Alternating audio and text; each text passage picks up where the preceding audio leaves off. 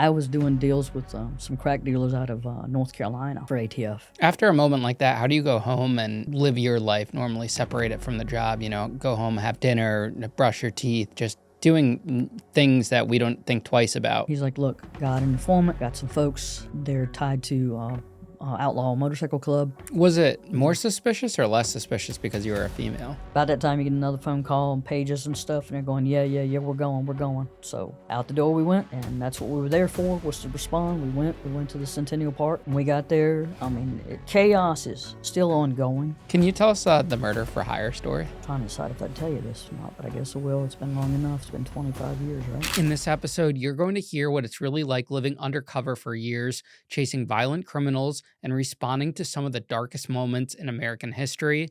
Jennifer Eskew started her career as a Virginia state trooper before going undercover on major drug and gun cases, bringing down bikers and murder for hire plots as an ATF agent. She also worked in the Arson and Explosives Division, responding to the Olympic bombing and 9/11 at the Pentagon. Jennifer opens up about the trauma that comes with the job, the long-term health impact of 9/11 exposure, and the personal cost of dedicating a life to law enforcement. Jennifer, welcome to Locked In. Thanks so much for coming on the show. Jeff Pike for making the introduction, even though we just found out you're already following me, so he doesn't get all the credit. But I was telling you, the crowd loved Jeff Pike. They want him to come back. All the comments were like that, so they get you for the part two, which is super cool. And yeah, thanks so much for coming out here today. And I want you to also, tell the audience about the book that you just released as well. It might be the first book we get Letitia to read too. Okay, there you go. Ian, thank you very much. My book is called Becoming Fire, Chasing the Passion to Protect, Serve, and Love. It's a true crime memoir. It's based on my first 5 years in law enforcement. I did 32 years total in law enforcement, but that's based around the time of when I got into the Virginia State Police Academy. There weren't a lot of females with the Virginia State Police at the time. Really not a lot back then. And at that point, I just wanted to begin that. It goes into me being a rookie trooper, making some mistakes, learning from them. I tell people all the time, I try to learn everything all at once from mistakes. And it goes into making some high-stakes decisions, things that you had to make in a split second. Then I became Virginia State Police's very first full-time female undercover. And I did that for a year. And so it's through that process, those 5 years. That's awesome. Did you grow up in Virginia? Yes, I did. From Southern Virginia, a little town called Cambridge. And that's where I lived my whole life. I mean, so I went off to college to Old Dominion after that. And that was, that was great. I loved being in the Norfolk, Virginia Beach area. I got a job right out of college. I came to Connecticut. I lived in Southbury and I worked in Waterbury. I was working at at the time it was a nursing home and it became a rehabilitation center as well. And so I was working there and it was a great job with my degree out of college, and I was able to work with people and have fun and help them do activities because they needed to stay busy. It's, you don't want to just sit and watch TV all day. Nobody can do that. That's a horrible way to be. And so I had them doing activities. I was telling you earlier, I had the rehab unit. Well, my rehab unit ended up being a lot of young men who had gotten hurt seriously doing things that they probably shouldn't have been doing, trying to outrun the law in bad car crashes. They ended up as paraplegics or quadriplegics.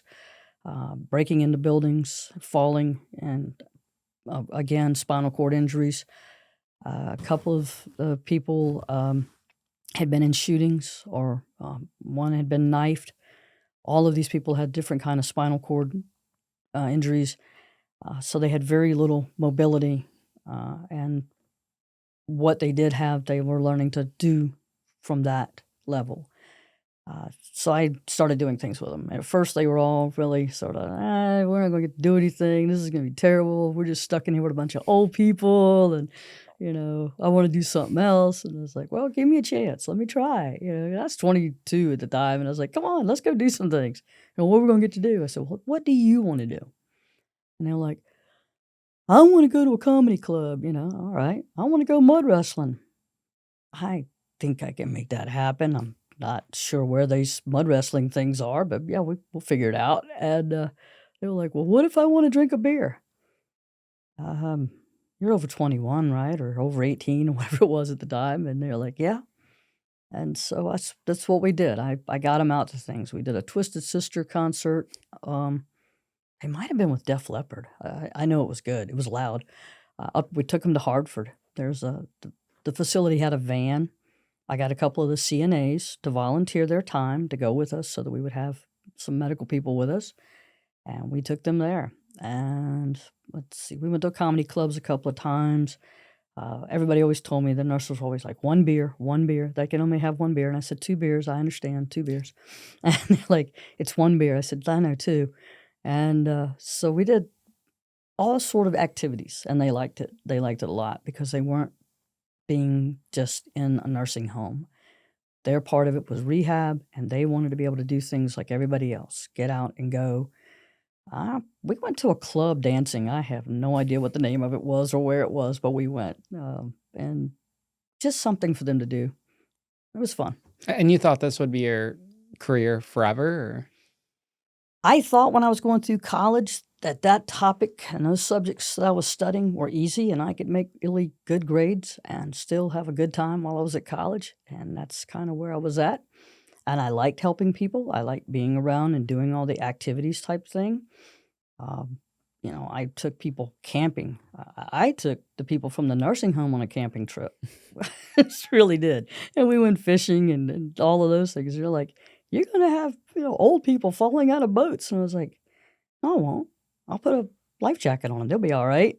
They had a blast. They totally had a blast. There's a facility that was based in Connecticut that we could go to, so we did. I just wanted people to be active, to do things, because I wanted to be active. I wanted to be doing. And in this inside of me, I kept thinking I wanted to go in law enforcement. It was there. It had popped up when I was about 18. I had never seen a female in law enforcement. I'd never seen a female in uniform anywhere. I'd never met one. I didn't know how many could get hired or where. I thought it was all TV. And I wasn't sure I'd ever have a chance at something like that. After doing that year at the rehab center, I knew that that's something I wanted to do. In fact, halfway through it, I went home to visit my parents. I was hanging out with my dad.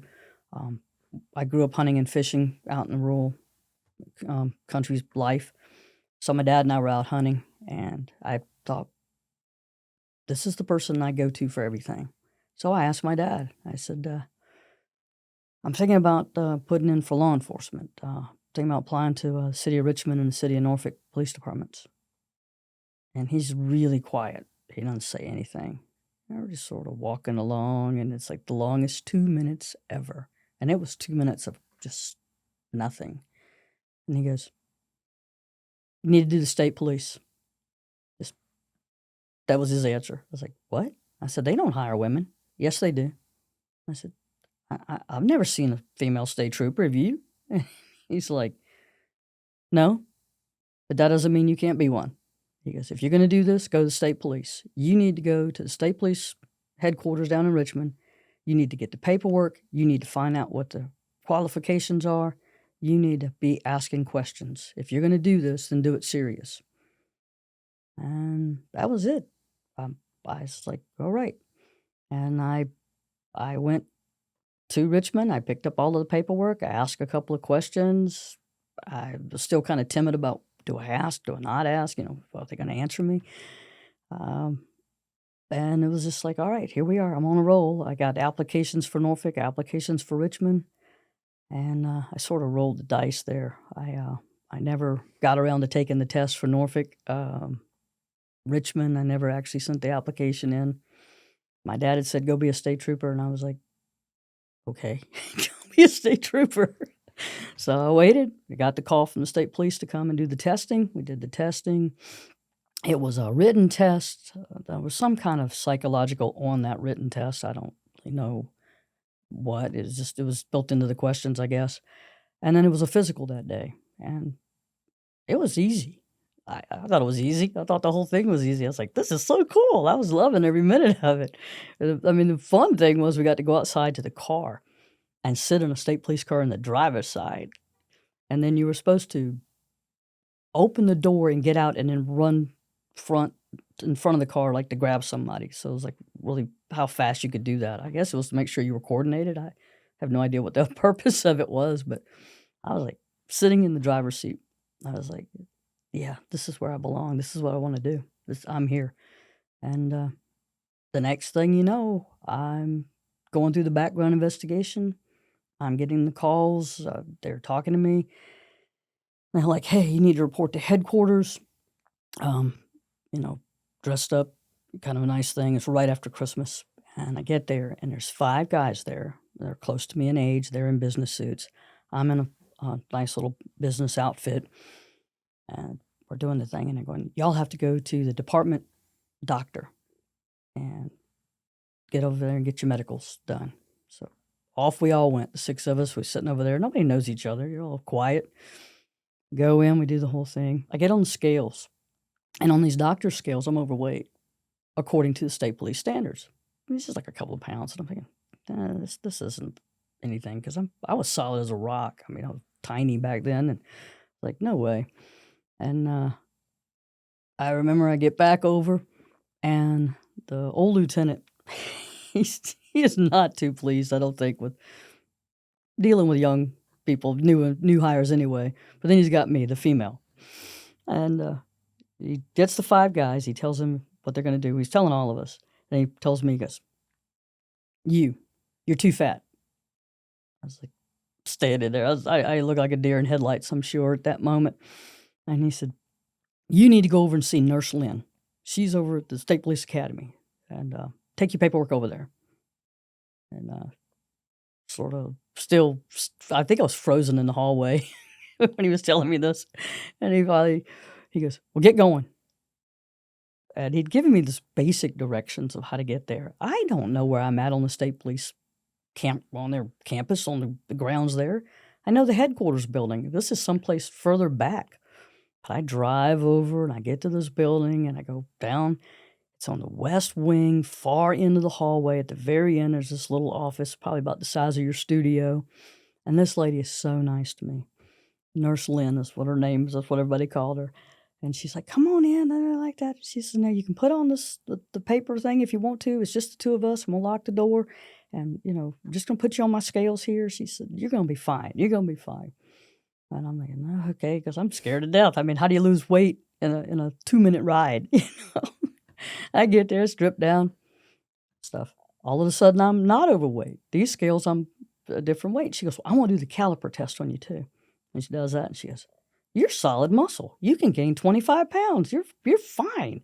She goes, you got to go back over and see him. So when I get back over to see the old lieutenant, it's just me. The guys are all gone. So he's gonna meet with me.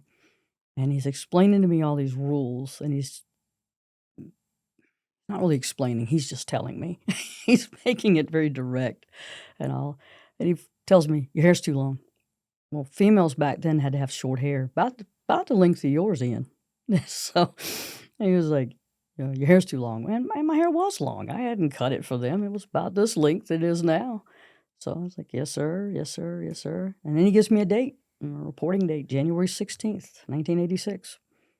And I was like, wow, I think I'm hired. I'm not fully sure, but it feels like I'm hired. It feels this moment. And it was really good. I was like, I don't think I made that lieutenant's day, but him. I was going out of the door, and I heard him say, I don't have time for these people today. I think he was just mumbling to himself. I was like, whew, I got the job. So were they not, it wasn't that they were not against women joining, it's just that no women were joining? Because it seems like the process was pretty straightforward for you. Yeah. Well, in 1972, Title IX passed. Everybody's always talking about Title IX. Title IX passed, and that gave women the opportunity to go into law enforcement as actual law enforcement. Now, there were plenty of cities. Los Angeles had been hiring females since like 1948. And if you go back through history, there's actually been women working in law enforcement in the United States for at least 150 years, if not longer. It just depended on where you were and who got hired and how it was. But for the main part, they weren't being hired. That took place in 1972. That just took it right off the table. It's like, yeah, you have to offer them the same opportunity. They have to meet the qualifications and the requirements, all the standards that you have, but you have to offer that.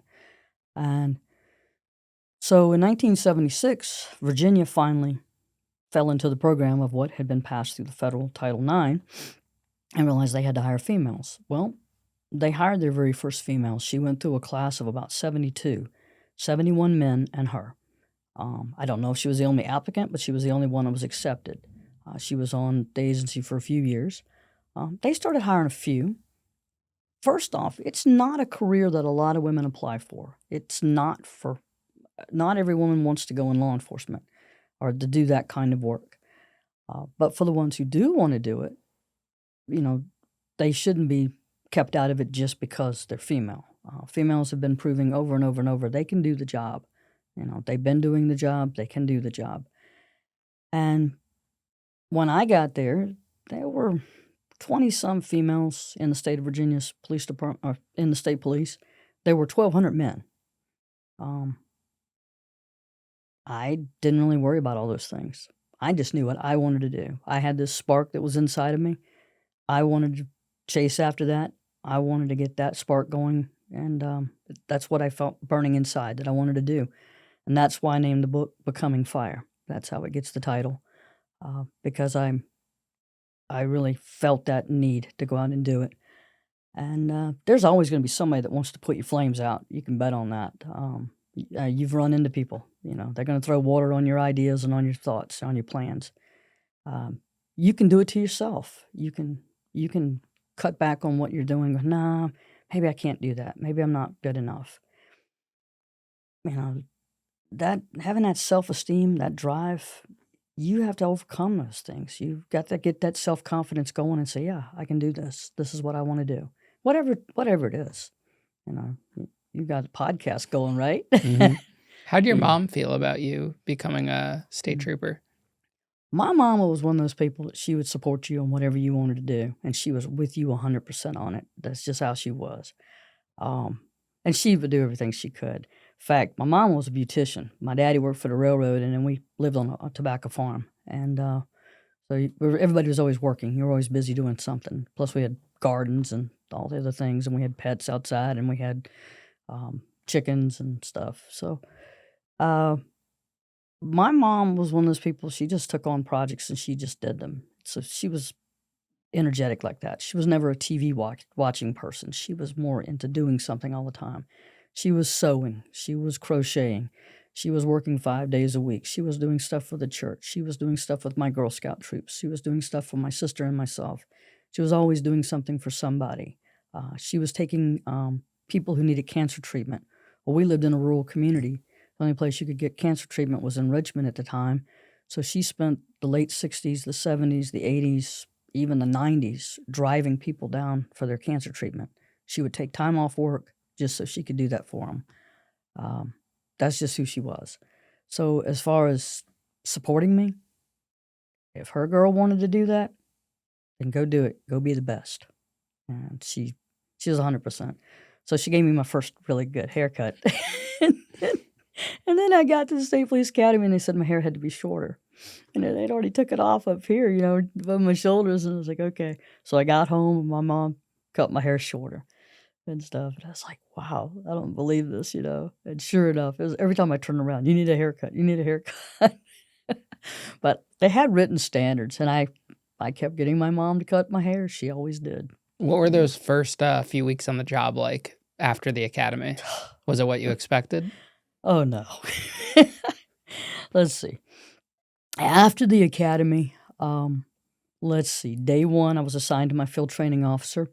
I ended up, 8 of us from my academy class ended up in the same office. We were in Norfolk, Virginia Beach, Chesapeake, Portsmouth, which they called Division 5, Area 32. We ended up there. Just by chance, I ended up assigned to a female field training officer, and the 7 guys got assigned to 7 men. I mean, probably not coincidence. There was a thought back in the day that I had no idea of this. I didn't know. I had to learn this. That if you put female trainees in with male troopers, that somehow or another there would be a homewrecker in that situation, and it was going to be the cause of divorce and complaints and issues, and it's like, where did you get this from?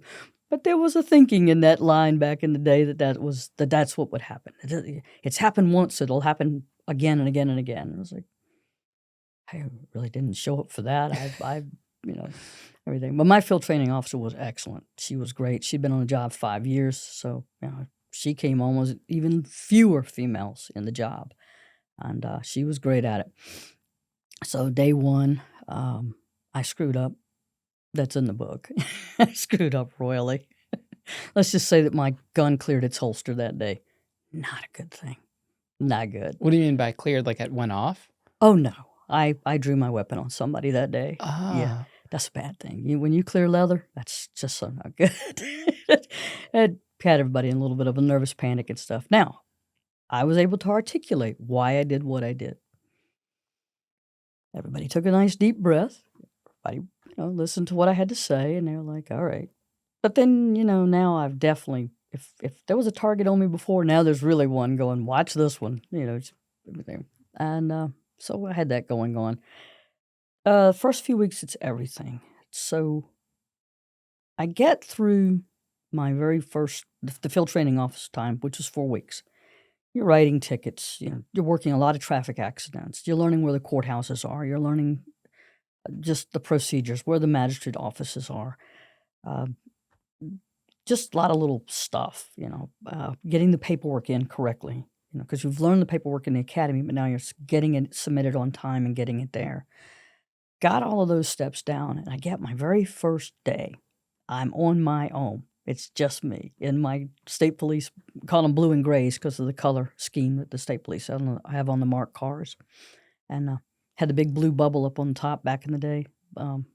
We didn't have all the flashy blue lights like now. I pull over in my first person, write him a ticket. There's actually people, because we're in this big traffic, it's like 4 lanes of traffic, and this guy drives past me in this brown Porsche, and he's on the shoulder, and he's just driving past everybody. And I'm in the traffic, everybody else is in the traffic, and you can see people are mad, this is how road rage starts, because, there's this guy on the shoulder driving by. So I pull over on the shoulder, get up behind him, and stop him. I remember writing the ticket to him, but what I really remember is seeing 2 or 3 people that were going by clapping and waving at me and giving me the thumbs up, because I guess they had seen him and they were like, really? We're all in this traffic jam. Why aren't you? And well, I don't know, it felt kind of good. Doing all the stuff we're supposed to be doing, go catch what they call the meal break, which was supper that night, because it was a Friday night.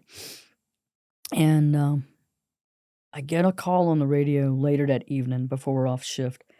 And one of the troopers, he is at a really bad accident scene and he's going to need help. And we get down there, it's a double fatality. Now, I'd never experienced anything like that. I'd never seen anything. In the academy, we had like 1970s VH or beta tapes, made that they'd created and were showing to us here in the 80s, and but we hadn't really seen. I went to an autopsy. An autopsy is different. To see someone who has just freshly been killed in an accident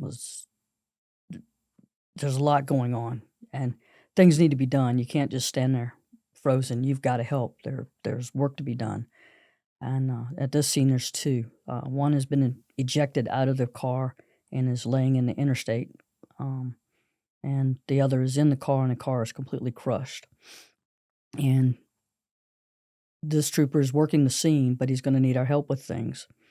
And I remember being out there with the tape measures and stuff and getting next to the body, and I'm trying not to step in blood because you don't want to mess up the scene. And, he's tape measure things and he's talking to me, but I'm smelling alcohol. And before I can even ask him the question, he said, "This is an alcohol-related accident." He said, "You're smelling the alcohol, aren't you?" And I said, "Yeah." I said, "But how?" Because I'm assuming, people breathe it out, and this person's obviously not. And he said, "It's coming off the blood." and that I didn't know. It just didn't occur to me that that was the science of it at that moment, but that was what was happening. And so as we're there, he said, "I need you to do something for me." He said, "I'm going to send you," and he named off the other trooper. He goes, "I'm going to send the two of you to do the death notification on the male the front seat passenger, the male that's been killed." And I was like, "Okay." And he had an address, had a place for us to go. And he said, "This Virginia Beach Police Department will send their chaplain to meet y'all at the house." And he goes, "I need you to give the notification." Like, okay, I can do that. Um, I never done that. Um, so we drove out to the house, and of course, you go to the door, and when somebody opens the door of their house, and there's two troopers standing on the front porch, and their loved one is not standing there, they know. They know it's bad. Their brain is telling them it's bad, and they're looking. They're always looking to see, where their loved one's at. This lady was so pleasant, and she invited us in. And I could see in her face that she knew the news was bad. And she had two teenagers in the house, young teenagers, a boy and a girl. And we gave her the news. And of course, the daughter took a picture of her dad and ran upstairs with it. And the son was just sitting on the porch, or sitting on those carpeted steps, and he was sitting there crying. And the chaplain was there with us and all, and we're talking. And trying to give her just the basic information, and that's when she asked me, she goes, "Was there anyone else that was hurt or killed in the accident?" And I wasn't allowed to provide that information at that time, and I told her as much, and she leans in really close to me, and she's got a hold of both my hands, and she's holding my hands, and she's leans up to me, and she's looking me straight in the eye. I mean, just right there. And she goes, "Was there someone else I need to know?" And she's asking. And I figured it out right then. I said, "This woman knows. She knows that her husband was killed in this car accident, and that there's a female that's been killed, and that she's got to deal with this. And that this female person, obviously there's something that's been going on, and she knows he's been, fooling around, and she's got two teenagers. But she also knows this is going to be on the news the next day. This is going to be in newspapers about a fatality accident involving two. And it's going to name a female who's 24 and a male who's 45. And it's going to be, his sports car that's been wrecked. And that's going to come out. How are you going to keep these kids from knowing it?" And this is before social media, but it's still going to be out there. And so all of this has gone through my mind in the night. And as she says this to me, I told her yes. And I just said, there was a female that was killed in the accident as well. And she said, "Well, then I will pray for her too." But I thought that was about as tough as it could get right then. Because I was like, wow, this lady has the same kind of grace that my mama has. She's, a lot of people would have gone crazy at that moment. She didn't. She held it together for her kids. And so that was my first experience a month out of the academy of giving somebody the worst news they're ever going to get. And then I have to compound that with details that just make that whole situation ugly. And that was the first month. And you go on from there because things like that happen, and you work a lot of fatalities, and the fatality accidents happen. You do a lot of notifications in the job, and it's not pleasant, but it's the last decent thing you can do for the one that lost their life. This episode is brought to you by Prize Picks. Whether you're starting a new routine or making player picks for the first time, trying something new can be hard, but in life and on Prize Picks, it always feels good to be right. With high-pressure playoff matchups every weekend and elite hoops actions almost every night, the action never stops, and Prize Picks lets you take control. What I like about Prize Picks is how simple it is to get started. You're not drafting a team, you're not managing anything all season, you're just making lineups based on player projections. I've been using it while watching football and hoops, and it honestly makes every game way more engaging. I've had lineups that hit, I've had some that missed, but the experience itself is what keeps me coming back, especially when you're locked into a game you already planned on watching.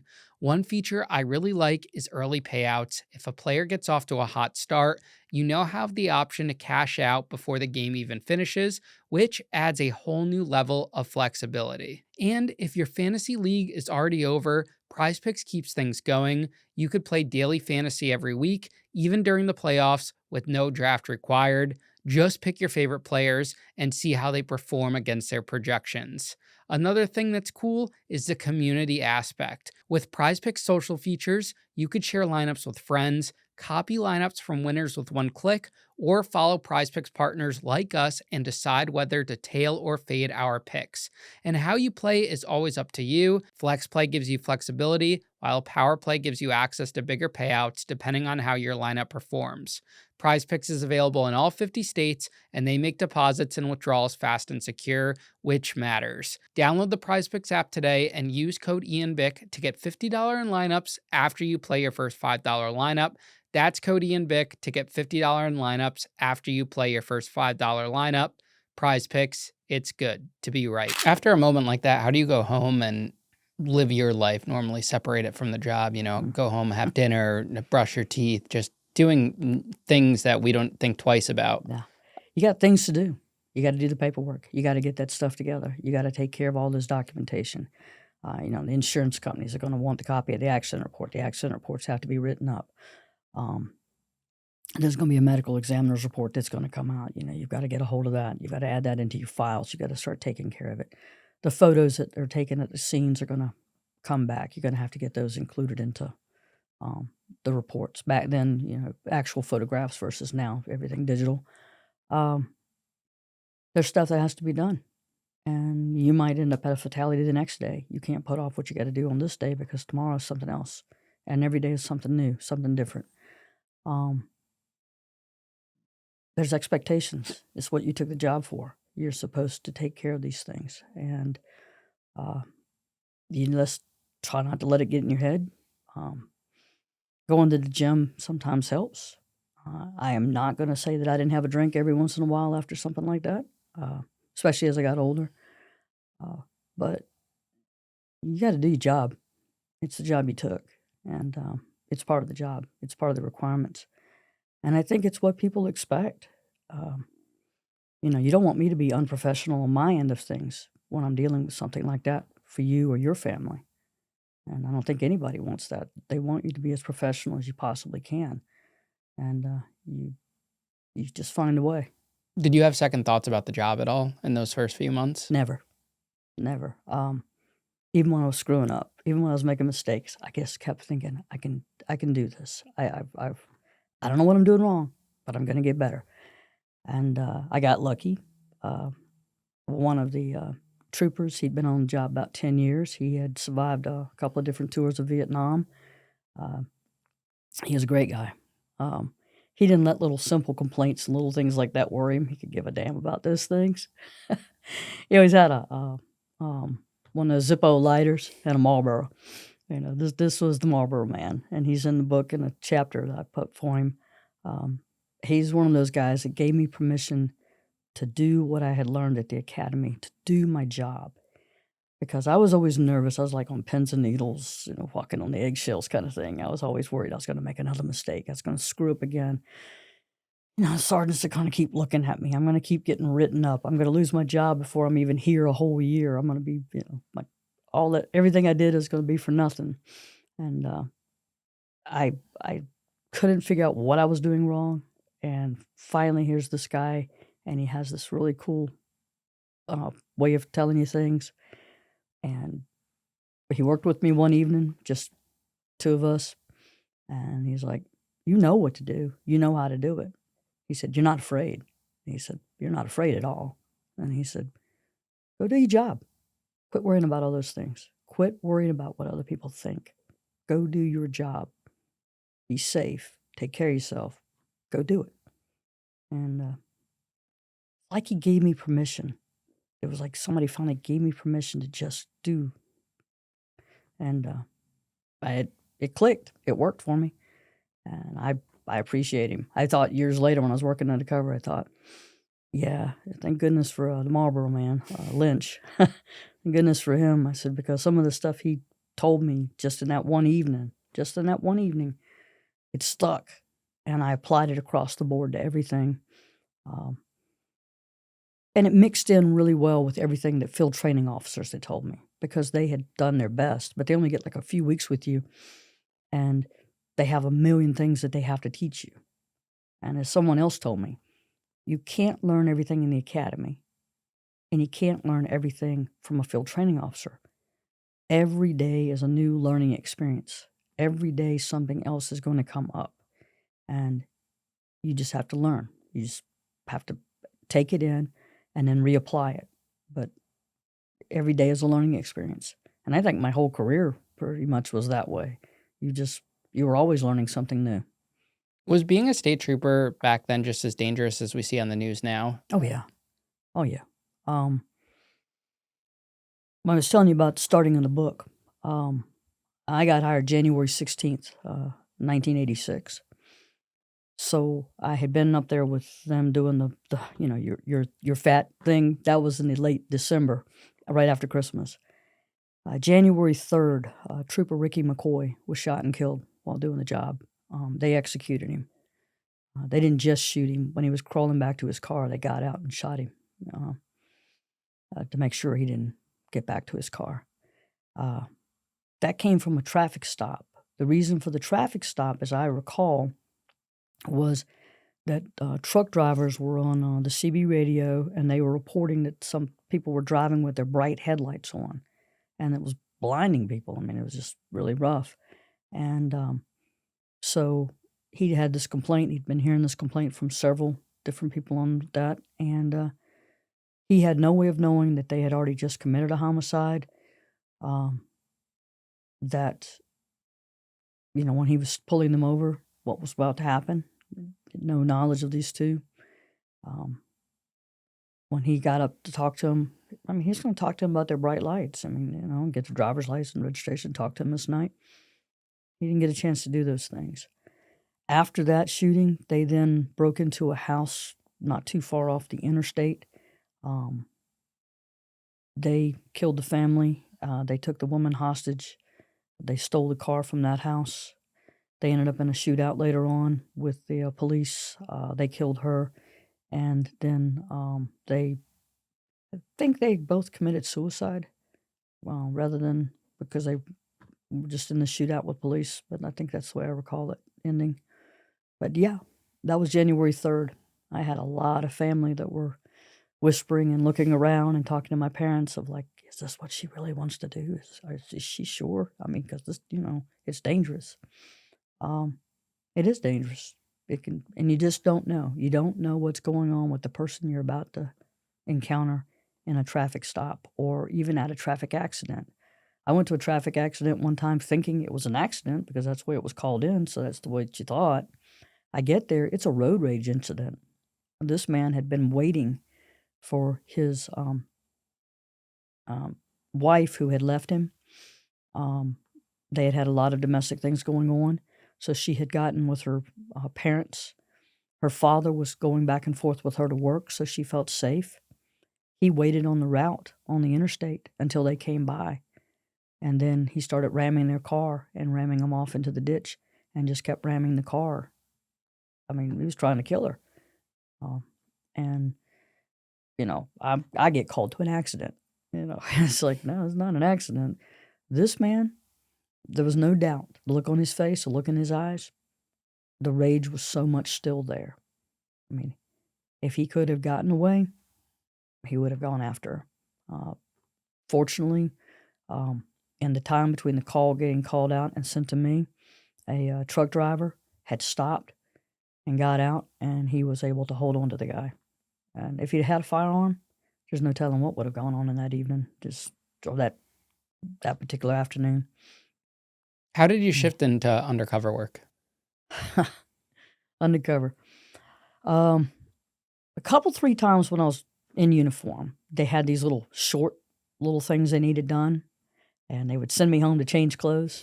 The first time my sergeant sent me home, he goes, "Go home and put your college clothes on." I was like, because he still saw me as a college kid, and he's, you know what I'm talking about. You know what I'm talking about there, and he would call me Jenny Lynn, which was not my name, but that's how he talked. That was to your me. undercover name, or No, Oh, that's just okay. what he called me. It was like my first sergeant, Jenny Lynn, and I'm thinking everybody else is Trooper or their last name, which mine was Clark, and he would call me Jenny Lynn, and I'd be like, it's not my name, but okay. So anyhow, I didn't, no disrespect, like, hey, call me whatever you want to, as long as I'm not in trouble. So yeah, I got to go out and do a couple little short and undercover things, and they were good because kind of good for your ego. Like, okay, I'm not a total screw up. Apparently, I can do undercover, and let's see, different people have been trying to get me some undercover assignments or something, and life goes on. I'd gone through a really terrible breakup, or for me, it was really terrible. I was just doing my job, doing my thing, and one day I get called by the headquarters to come by, Division 5, and my sergeant there, he wants to see me for a minute. I was like, "Ah, sure," so I'll pop by, visit him, see what's going on, because I know he's not the kind of sergeant that you're ever in trouble with. If it's trouble, it's back at your office, not the division sergeant. And so I'm thinking, yeah, this is good. So I haven't done anything wrong here lately, I guess. And come sliding in. And he said, this is not a promotion we're offering you. He goes, but would you be interested in working as an undercover trooper for a 2-step increase in pay? That's like $80 more a month. Oh, yeah. Everything. He goes, it would be a full-time undercover, and you'd be an undercover trooper. And he goes, and that's the position. And he goes, it's normally a 1-year assignment, and then it depends on how you do after that. It's whether you stay in that or come back to uniform. He goes, but it's not a promotion. Understand that. I was like, yes. Like sign me up now. Like, when? Do I leave now? Like, and I was asking him where I was going to go. He goes, I don't know. Who am I going to be working for? I don't know. They just wanted to find out if you'd be interested. And then, yes, I have nothing to lose. Like, yes, let's go do it. And about a month later, we had a meeting. Everything was set up. They sent me to DMV with paperwork, and I had to take the driving test and do under my new name, because the people at DMV don't know that I'm undercover. They just know that I'm somebody trying to get a driver's license and to get my car registered. And they gave me a car, which was about an '83 Chevy Camaro Z28 stick shift. So that was nice, and it was fun. And it had been seized during a drug thing, and it was pretty ragged out.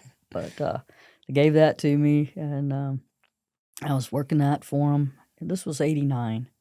So got my new name, which was Lee Baylor. So everybody called me Lee, and I switched names, switched date of birth, switched social security numbers, had a new address. They moved myself and another undercover female. She was from a city department. She had been in their academy. They asked her when she got out of the academy about doing that. So instead of putting her on the street, they had let her dispatch for a while so that she could just be fresh. Something like, I call it Jump Street 21. They just like, okay, come on, you can do this. Or Clarissa, in the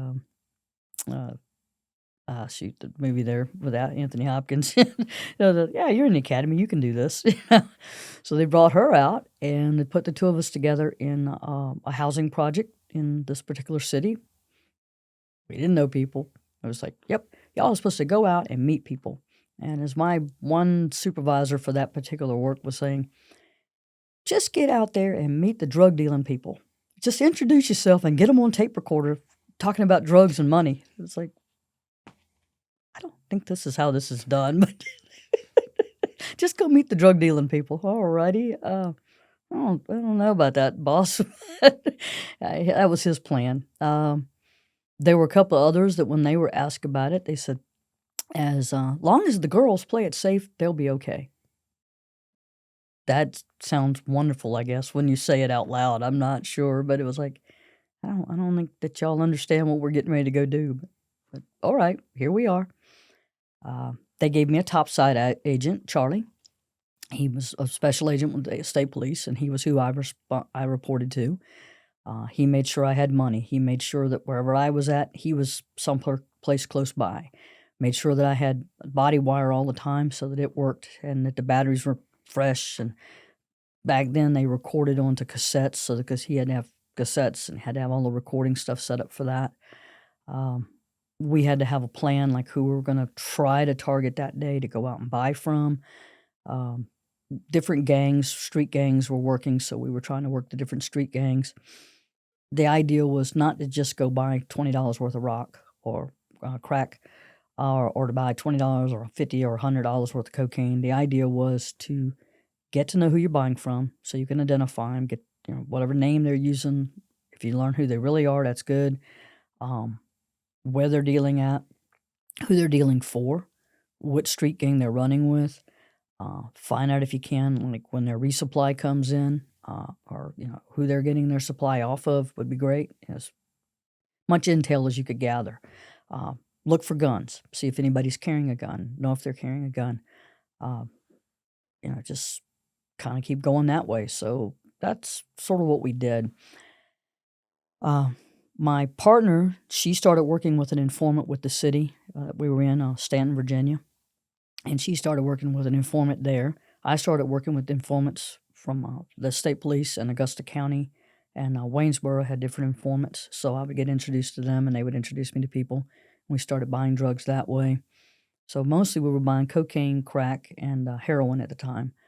I know my partner was able to get like street morphine, things of that nature.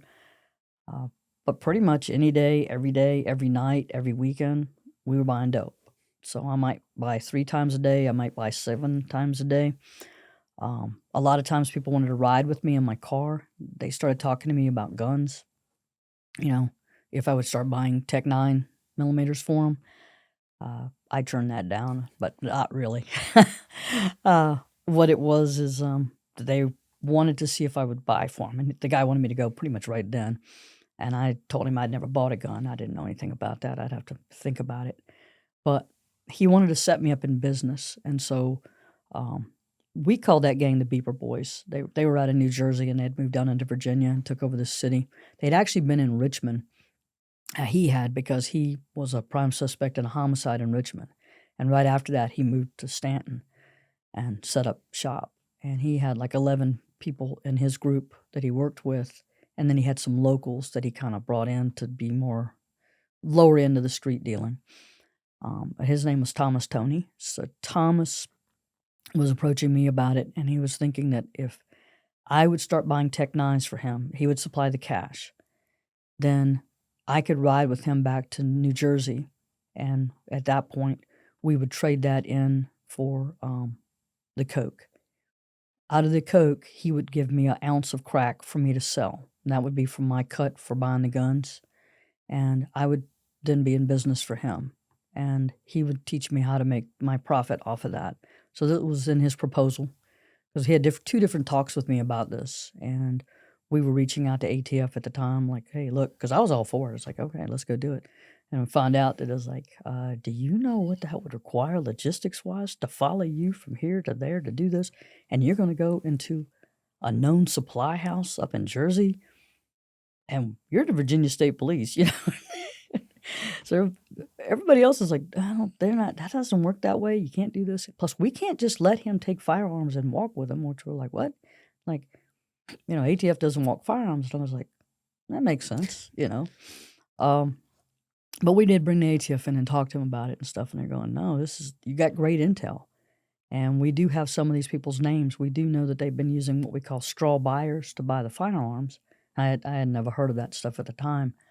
And I was like, oh, all right. And it's like, yeah, they're not buying them for themselves. They know that they're buying that gun to take back to someone else, and that somebody else is actually paying the cash for it. And they're just faking, they're falsifying the paperwork by doing that. And I'm like, oh, that's a straw buyer. I get it. It makes sense. And they said, but we can't let them have the firearms, because if the firearms get away from us, then, that they're going to end up on the street. They're going to hurt somebody. They're going to kill somebody. I was like, that all makes sense. I get it. But that was kind of how all that work went. And we bought from the other gangs. I saw guns all the time. People it seemed like everybody had a gun.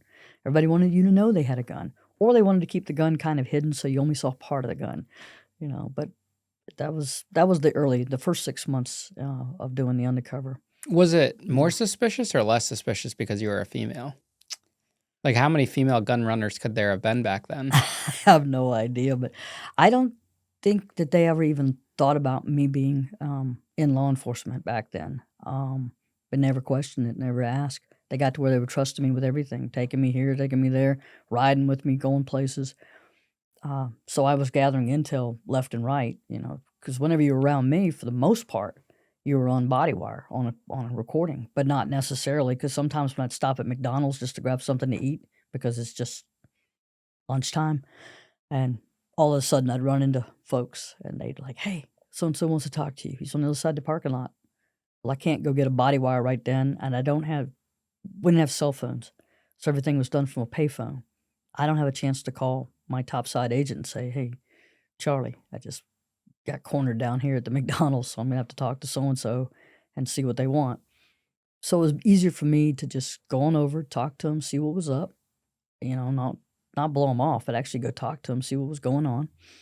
And then if they were asking me to go commit a crime right then, just find a way out of that. Don't, the last thing you want to do is drive them over to an armed robbery or a drive-by. So you just talk to them for a little bit, act like you're not really sure, let me get back to you on it, um, and then do what you got to do.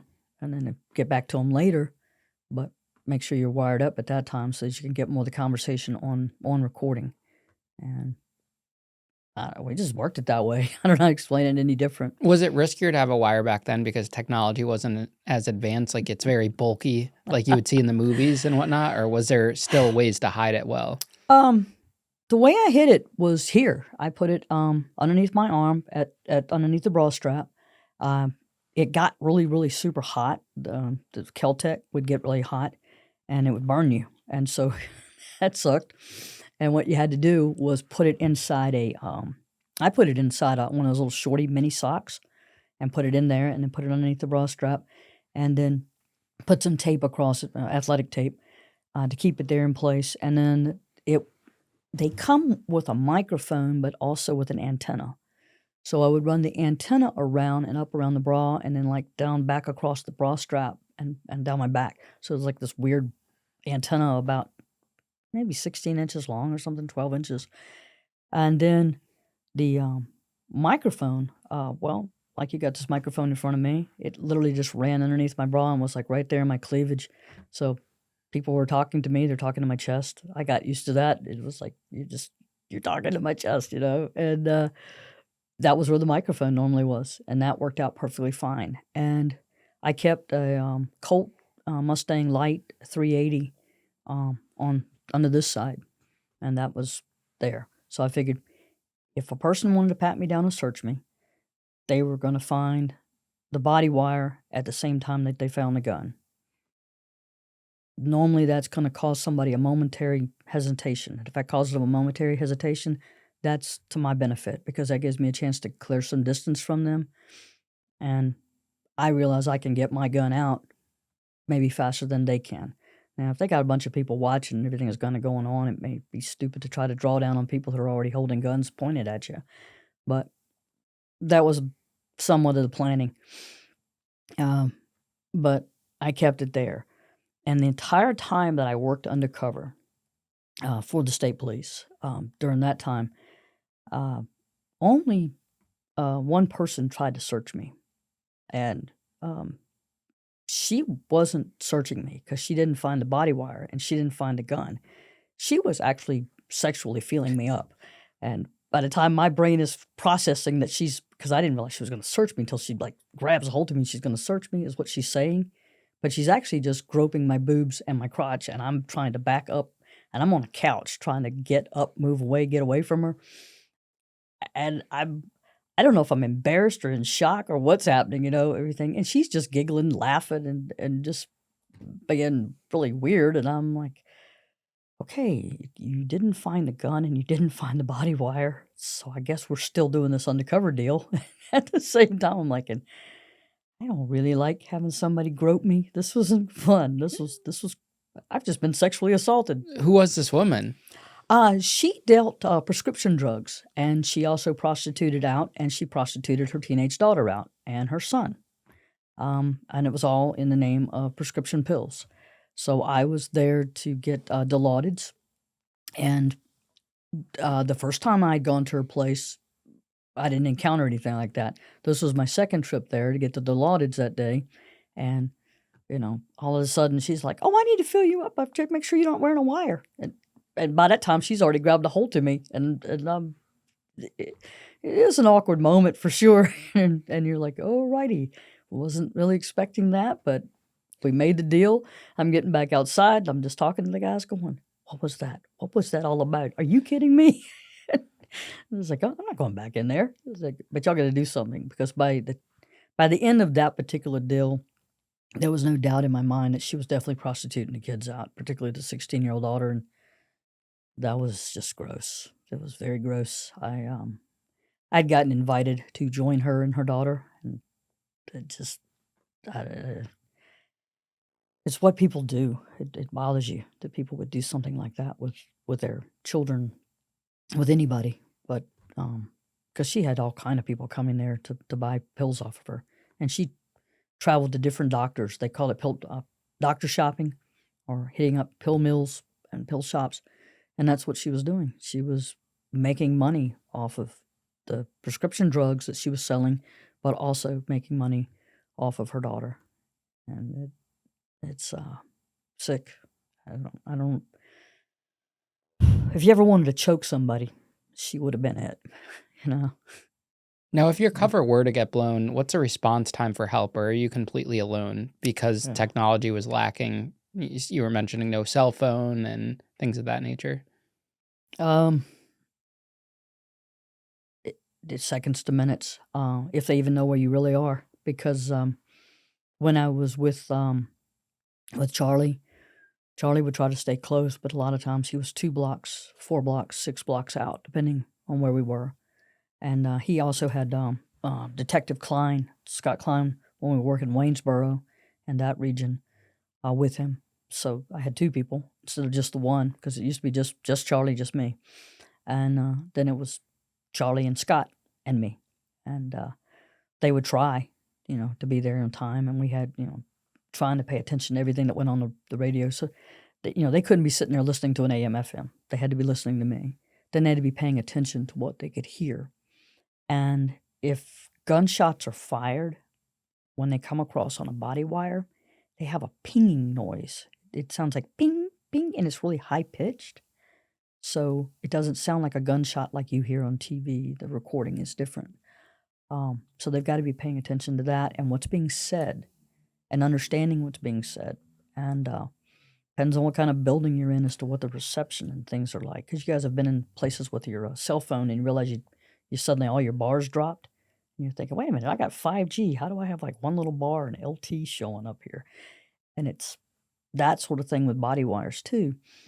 So with them, I just assumed they'd be there. And I always felt like Charlie knew exactly where I was, and he could get there pretty quick. You don't really want to think about it like, how long it's going to take him, But it wasn't going to be a TAC team. There wasn't going to be people jumping out of a van. It wasn't going to be a bunch of SWAT units. That's much later. You got to be able to protect yourself up until that point. When I started working Portsmouth, Virginia, after that first 6 months, when I went into Portsmouth doing things, the guys that were in the van were all 40-plus-year-old white males, and I was in an all-black neighborhood. So they couldn't just park on the street. And, first off, the van would get shot up. So they couldn't park there. They were normally 6 blocks out, and I am positive they did not know exactly which unit I was in when I would go into one of the housing places, because there's these really old, rundown housing projects at the time. They've all been wiped out now and destroyed. But back in the day, those places were rough. Not much lighting. The street lights had been shot out. People didn't have lights. The yards were pretty much just dirt. stuff was thrown outside. The city wasn't keeping it up nice, so they weren't making sure that they got like junk out of the yards. Uh, so I'd go in like crack houses there. I knew my team wasn't close by, and you just be sitting there going, okay, got my fingers crossed. The best thing that they did for me there was there were 2 black detectives that worked for the city of Portsmouth at the time, and they got them to work with us. That was not their assigned unit at the time, but they got them to work with us so that those guys could go out and just kind of walk and patrol together, but not patrol. They were dressed up like they lived there and just walking through. And they had an earpiece that was hooked into a regular police radio, walkie-talkie type radio, and they would have that underneath their coat, and they would have that earpiece, and they were just listening to see if they heard anything go wrong, and they would try to stay within like a block or so of me and just be walking, doing, and that was helpful because at least you knew they were out there. And I had an agreement with the 2 of them. They told me if things went bad, that I was to basically get small, get low to get to the ground. And, wherever I was at, just basically drop to the ground and they'd be there. So I was like, okay, so if the shooting starts, because the problem we had then, it wasn't just something going wrong during the deal. There was always somebody trying to take off somebody else's dope, So they may try to carjack me while I'm just trying to go out to my car to leave after I'm doing the dope deal. So you have to keep that in mind. Or maybe they just want my money, so they're going to rob me of my money or my dope because I'm obviously, white female showed up out here to buy dope. She must have money, right? And I was like, yeah, I came here for $20 worth of rock. So you're either going to get $20 bill from me or you're going to get the rock I just bought. So you could get shot or stabbed during that process if somebody was too nervous and, didn't just maybe push you to the ground and leave you alone. And then there's just the rivalries between some of the dope people. And you don't know who's going to try to rip off somebody else or who's going to hit that house that night because they got a vengeance kind of thing going on between gangs. And so you're like, try not to get caught up in somebody's crossfire. I just want to go in here, buy the dope, and leave. Kind of like you'd need to run in and buy a Diet Coke. I just need to run in here and get this. I'll be right back. And that's kind of the way I looked at it. And I kind of hoped my backup was close. So. What's one undercover story that really sticks out to you the most during that stint with the state troopers undercover department? Oh, shoot. Buying drugs from the Mennonites down at the farmhouse. I got asked by the drug diversion unit, and they were the ones who dealt with the prescription drugs and things like that. They had a complaint about the Mennonites were selling drugs, and they wanted me to pretend that I was going to go over and pick up medicine from my daddy, from my father. So I stopped by, and I'm visiting with Agent Lamb, and his boss was there, Mr. Kimler. And so I stopped by to see Lamb and Kimler, and they're going, yeah, we have a lady that does the house cleaning here at our offices. And she bought this supplemental stuff from the Mennonites, and she was giving it to her husband as they were told her to give it. And unfortunately, he got super, super sick from it. But then she threw it away. She threw it in the fireplace and burned it up. And so we don't have any of it. But it's called Black Pearls. And she said it comes in a plastic bottle, like an advertised, like a substance, like a herb or mineral.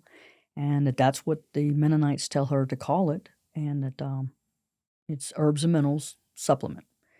And so we want you to go down and buy it for us, and we're going to take it to the lab and find out what it is. Like, okay. So you're her daughter. We're going to make a phone call. So they make a phone call, and she tells them that her daughter is home right now, and she's going to come by and pick it up for them. They're like, not a problem. I said, well, how's this going to go? And they said, because you just can't drive out across all those Mennonite farms. I said, they're going to see y'all. And 2 guys sitting in a car on the farm, that's not going to go. They're going to see you. And they said, yep, we're going to stay about a mile back. Does the body wire work a mile away? I said, I'm not afraid. It's Mennonites. It's down on the farm. I said, yeah, maybe they'll have a horse or something I can see, you know. And so, because I like farm, I grew up on a farm. So I drive down, and sure enough, it's the dirt roads. I see the Mennonite kids out there on their little bicycles, you know, at their schoolhouse, and go all the way down the farmhouse. I pull up, and they've got a black buggy there, and they got a big barn. I don't see any animals. I was hoping they had a horse. And there's the old farmhouse, and it's looking great. Everything is in good shape. And I'm still telling myself, I can't believe I'm buying from Mennonites. It must not be anything. This is nothing. And I go up to the house and knock. Sure enough, you know, for every gangbanger I have dealt with, I am now talking to a lady who is wearing this nice handmade long blue dress, and she's got her hair in a crocheted bun in the back, with a little thing, and she's wearing glasses and the whole bit. Invites me into her home. She's got a little AM radio playing a religious program, guys talking and preaching, and I'm in this little kitchen. It smells like buttermilk. This is just not the drug world I've been in. I am in these ragged out jeans that they've got more holes than they've got jean material. I'm wearing like this neon spandex underneath them. I got a T-shirt. I'm sure it said something about going to hell, you know, on the front of it, like maybe Highway to Hell or something. And I get there, and she sells me this bottle, and it's a supplement bottle. It looks right like it came off the shelf at a pharmacy someplace, or at you know, GNC Sports. And so I get the bottle, I take it back, and it's sealed. You know, it's like, I'm thinking, I don't think we bought anything. They said, would you drive it down to the lab for us, and then we can get it tested tonight, and we'll know what it is in the morning. They call me back the next day, and they said, well, it's diazepam, which is Valium. And they said, and they're recommending it at 60 milligrams a day. I said, the strongest you can buy or to get that from a doctor is 10 milligram. He said, 60 milligrams explains why people are having such a bad reaction to it, because this stuff will knock you down. And I said, yeah, 60 milligrams of Valium would probably slow you down a little bit. And so they're like, okay. So then I went back and bought again. And that time I get there, and her kids are home from school. They're not in school.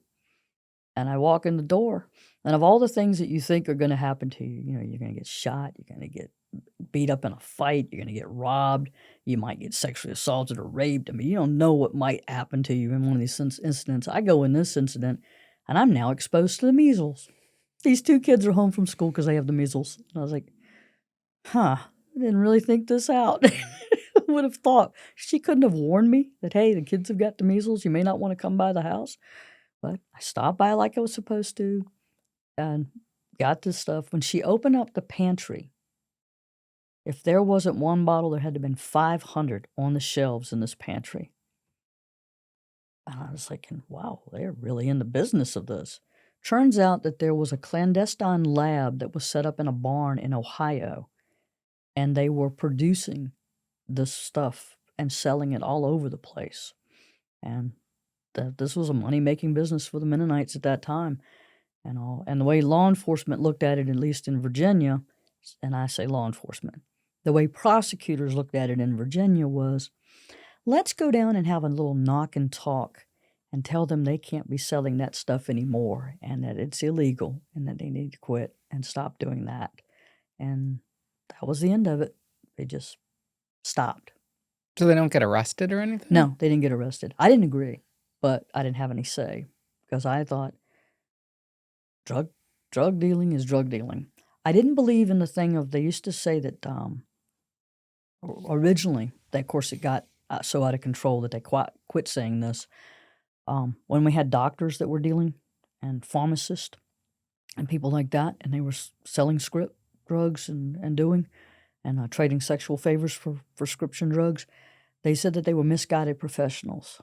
No, you're a damn drug dealer. Don't lie to me. That's a drug dealer. Well, the same thing.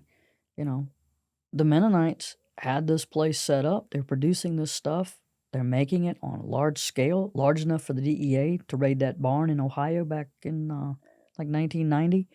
All of those things that took place, they're dealing drugs. They produced diazepam. They it's no different than producing Molly.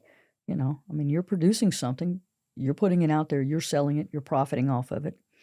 People are getting sick from it. Somebody could die from it. They're a drug dealer, but the system treats people differently, and they shouldn't. It should have been all the way across the board. Because when I saw the doctors that were doing that stuff early on, and I heard that whole excuse about the misguided professionals, no, they're not. They're just greedy. I said, they're getting something that they want for the pills, for the medicines, for whatever it is they're selling. And, a lot of them are getting money. Some of them are getting sex. Uh, some of them are just into some weird stuff. I mean, and so we saw a lot of that too. And eventually you started seeing them get prosecuted and getting prosecuted heavily. But that took a long time because you didn't see very much of it in like the late 80s or all through the 90s. It really took Purdue Pharma and the Oxycontin to make a difference. Why did you decide to leave the troopers? I'd have loved to have stayed. I loved that career. I loved that organization. But I wanted to be a special agent. And I didn't know that early on. I knew I wanted to be in law enforcement, and I pursued it. When I got to the academy, all of a sudden, we are coming up on autopsy day. And autopsy day, I am not looking forward to that because I really don't want to see like this dead body thing. It's like not for me, really. And I'm thinking, please don't let me get sick. Please don't let me get grossed out. And turns out I wanted to stand right at the front of the table. If I'd have had a stick, I'd have probably been poking, going, "What's this? What's this?" Like, wow, can I ask you about this? What about that? Can we turn them over? Can we look at this? I was just, the science of it just amazed me. The whole crime scene forensics, I was just so into that. I loved learning about that in the academy. Locked in. I locked in. I was very much into it. I was thinking, this is cool. This is better than when I watched Quincy MD back in the 70s. This is fascinating stuff. And it was like a whole new door opened up. And I was like, how do you get to be a person to work crime scenes and do crime scene work? And they were like, well, you have to become a special agent, but you're a trooper. You need to learn to be a trooper now. You can be a special agent later. But what do I got to do to get to be a special agent? They're like, learn to be a good trooper. I know that, but what else? And one of the things that they had said when people would actually answer my question was, well, if you work undercover, that might be a good way to get the door open, but you're going to have to pass a test, and you're going to have to pass a panel interview, and your evaluations are going to have to be really high, because evaluations count. And I was like, okay, so it's not that hard then, right? And I would tell myself, all right, one of these days I'm going to get a good evaluation, and I'm going to study, and I'm going to do the best I can on the testing, and I'm going to do all these things. And if they ever offer me undercover, I'm going to take it, because I'm going to do everything it takes to get to be a special agent, to be a criminal investigator. And a good friend, and someone I cared a whole lot about, was telling me it's not going to happen with the state. I said, what do you mean? He goes, the state police, it's about 10 years to get to be a special agent. And that's not because you're female. It's just the way it works. It's going to take about 10 years. He said, but at the rate you're going on your evaluations, it may take longer. And I was like, oh, okay. And I was like, so how do I get to be a special agent? Why don't you look at the feds? Feds don't want me. I don't have a college degree in anything that the feds want. I'm not angry. Yes, you do. He goes, you have a college degree. I said, oh, yes, you're female. I said, they got females. They got all that stuff. He goes, no, not like you. He goes, you have law enforcement experience. He said, that's rare. And he goes, you have something. He goes, you know this job and you want to do this job. Put in for the feds. And I was like, they're never going to hire me. I said, I'll never get through their background. I said, I'm not smart enough for their academy. So I put in for the feds. I put in for several different federal law enforcement agencies. A lot of them were great on the first interviews. They loved meeting me. They were really, really pleasant to me. They were very anxious to talk to me about getting on with them. And then I started hearing things about, well, we don't really have a budget. We don't have this. We don't have that.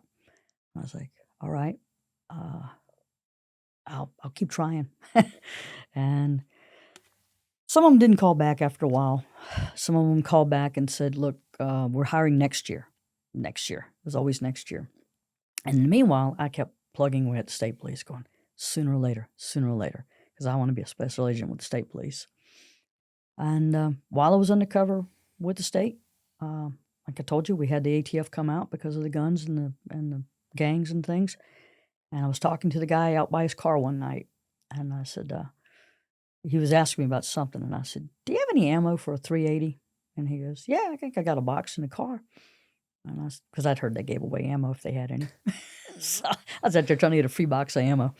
So I get this free box of ammo from a guy named Tom. He's a great guy, Tom Waring.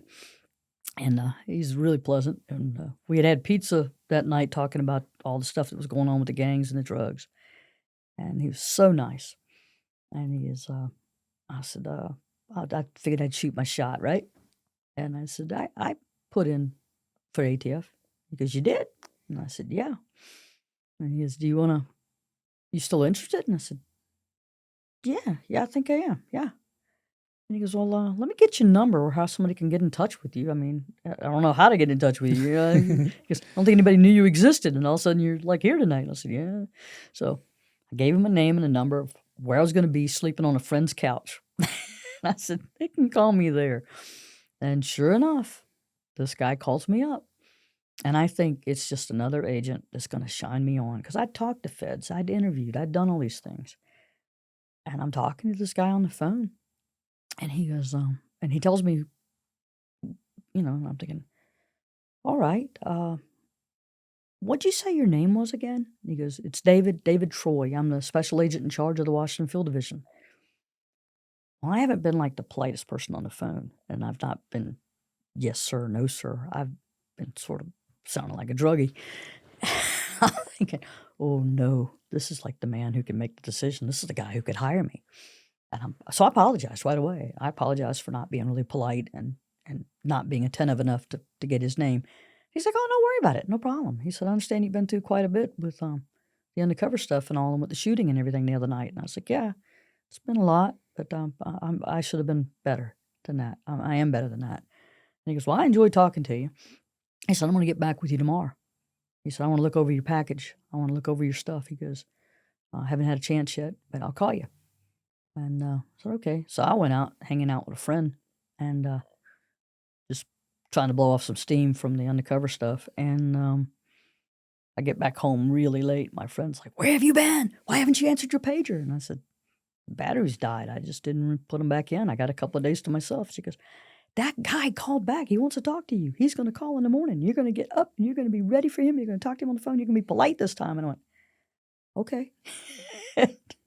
Sure enough, he called the next morning, and he said, what would you think of a GS-7 with ATF as a special agent starting in Bristol, Virginia? I was like, sounds all right to me, sir. And poof, I was hired. I mean, we had to go through background and drug testing, and that call was in like February, and I started with them in June, but they made the final, I guess, official offer in May. It was like, you either take it or don't. And I said, yeah, I'll take it. June will be fine. So that was it. Was it hard to adjust from going from undercover to just being a regular agent, or did they throw you right into undercover in the ATF? No, it was a weird adjustment. I kept thinking that whole first year, I want to go back. I want to go back to state police because they wouldn't let me do anything. You had to go to the academies. You couldn't do anything until you went to their schools. And I was like, I want to do something. And I don't get to do anything. I have to be like second string here. This isn't any fun. And I got to do a little bit. And the guys were really nice to me. The office was really good to me.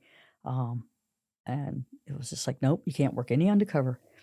You just took away all my adrenaline. I mean, you took away my fix. That kept me going. And I need something to keep me busy. I'm kind of ADHD or something, I got to have something to do. Sitting in a desk is not working for me. And every once in a while I get to do something. and so it was fun, the little stuff we went out on. But I always felt like I was kind of holding the horses instead of actually being out there in a gunfight kind of thing. And they were like, "All right, um, you got to get through these schools." So the schools were broken up back in the day, and they were short. They were broken up, and I get to the first school, and it's like 8.5 weeks long. It's the Federal Law Enforcement Training Center in Georgia. Went there, and it was for the Criminal Investigative School, so or training program, CITP. So I go to that, and back at the time, it's like 8.5 weeks, and I get there, and I realize that this is more like college. You can do what you want to do. You got to go to class during the day. You have to go to classes, but when you're not in class and you're off, you can go do what you want to. So I went to the bar. We drank. That's what we did. We just because and plus they were teaching me basics, and I already knew the basics, and I kept thinking it was going to be more advanced, and there was nothing advanced. It was the basics because that's what they teach. Because not everybody coming in there has been through the basics of everything from how to document a crime scene, which I'd worked a couple of hundred accidents a year. I kind of understood how to draw and do a document. How to take pictures. I took pictures at car accidents, so I knew how to do that. Um, I understood the laws. So, those classes, laws of arrest, I understood that. All of these things was like, all right, 8.5 weeks of, come on, let's get on with the real stuff. Let's do the real thing. Everything. So that first 8.5 weeks was like, all right, okay, we got that out of the way. Still can't work undercover. You can't do anything until you finish the second school. That's the ATF National Academy. That's where you'll learn what ATF does. You'll understand the laws that they enforce. And all of your practical exercises and your training there will be based around those things. And you will learn how we do undercover and how we are working things. And it was a much more intensive school, much better. And I enjoyed the heck out of it. I mean, because at least when I was in that school, I really felt like I was learning things, really learning things.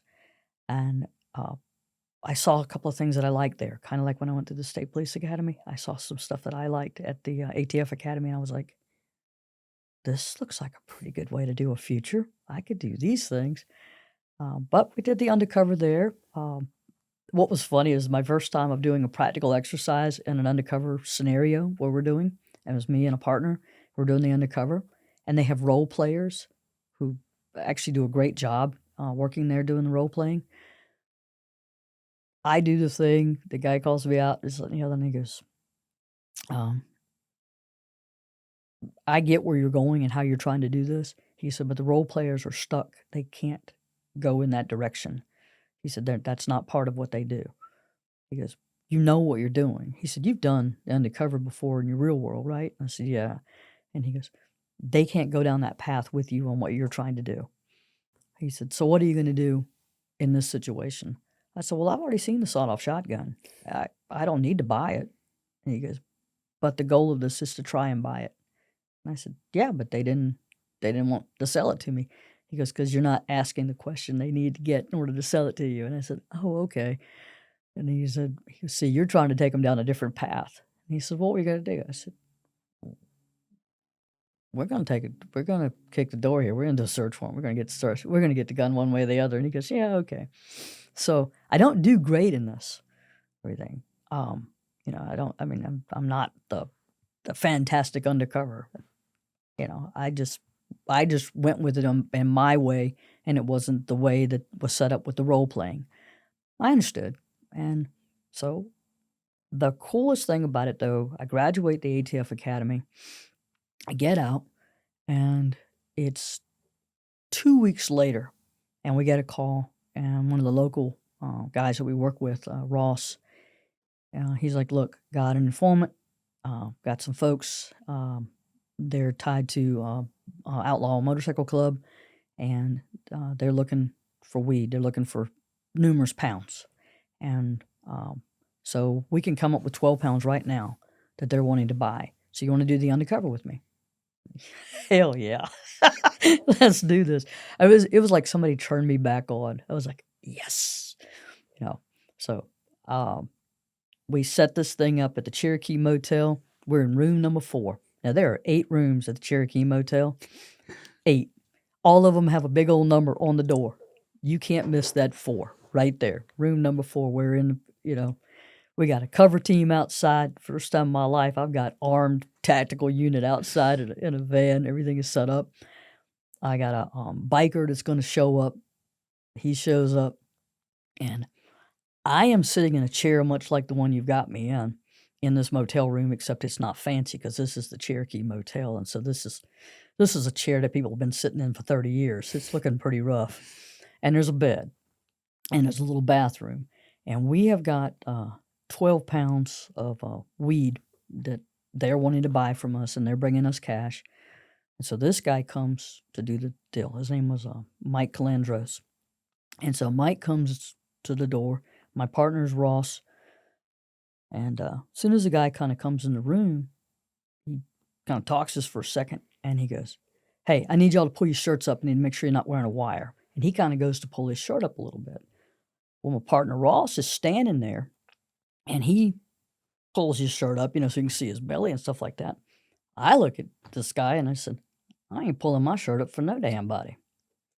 And he kind of looks at me like whatever. And then he looks at Ross, and he goes, I'm sorry. I didn't mean to ask you that, whatever and all." And I said, I said, "Did you bring a gun?"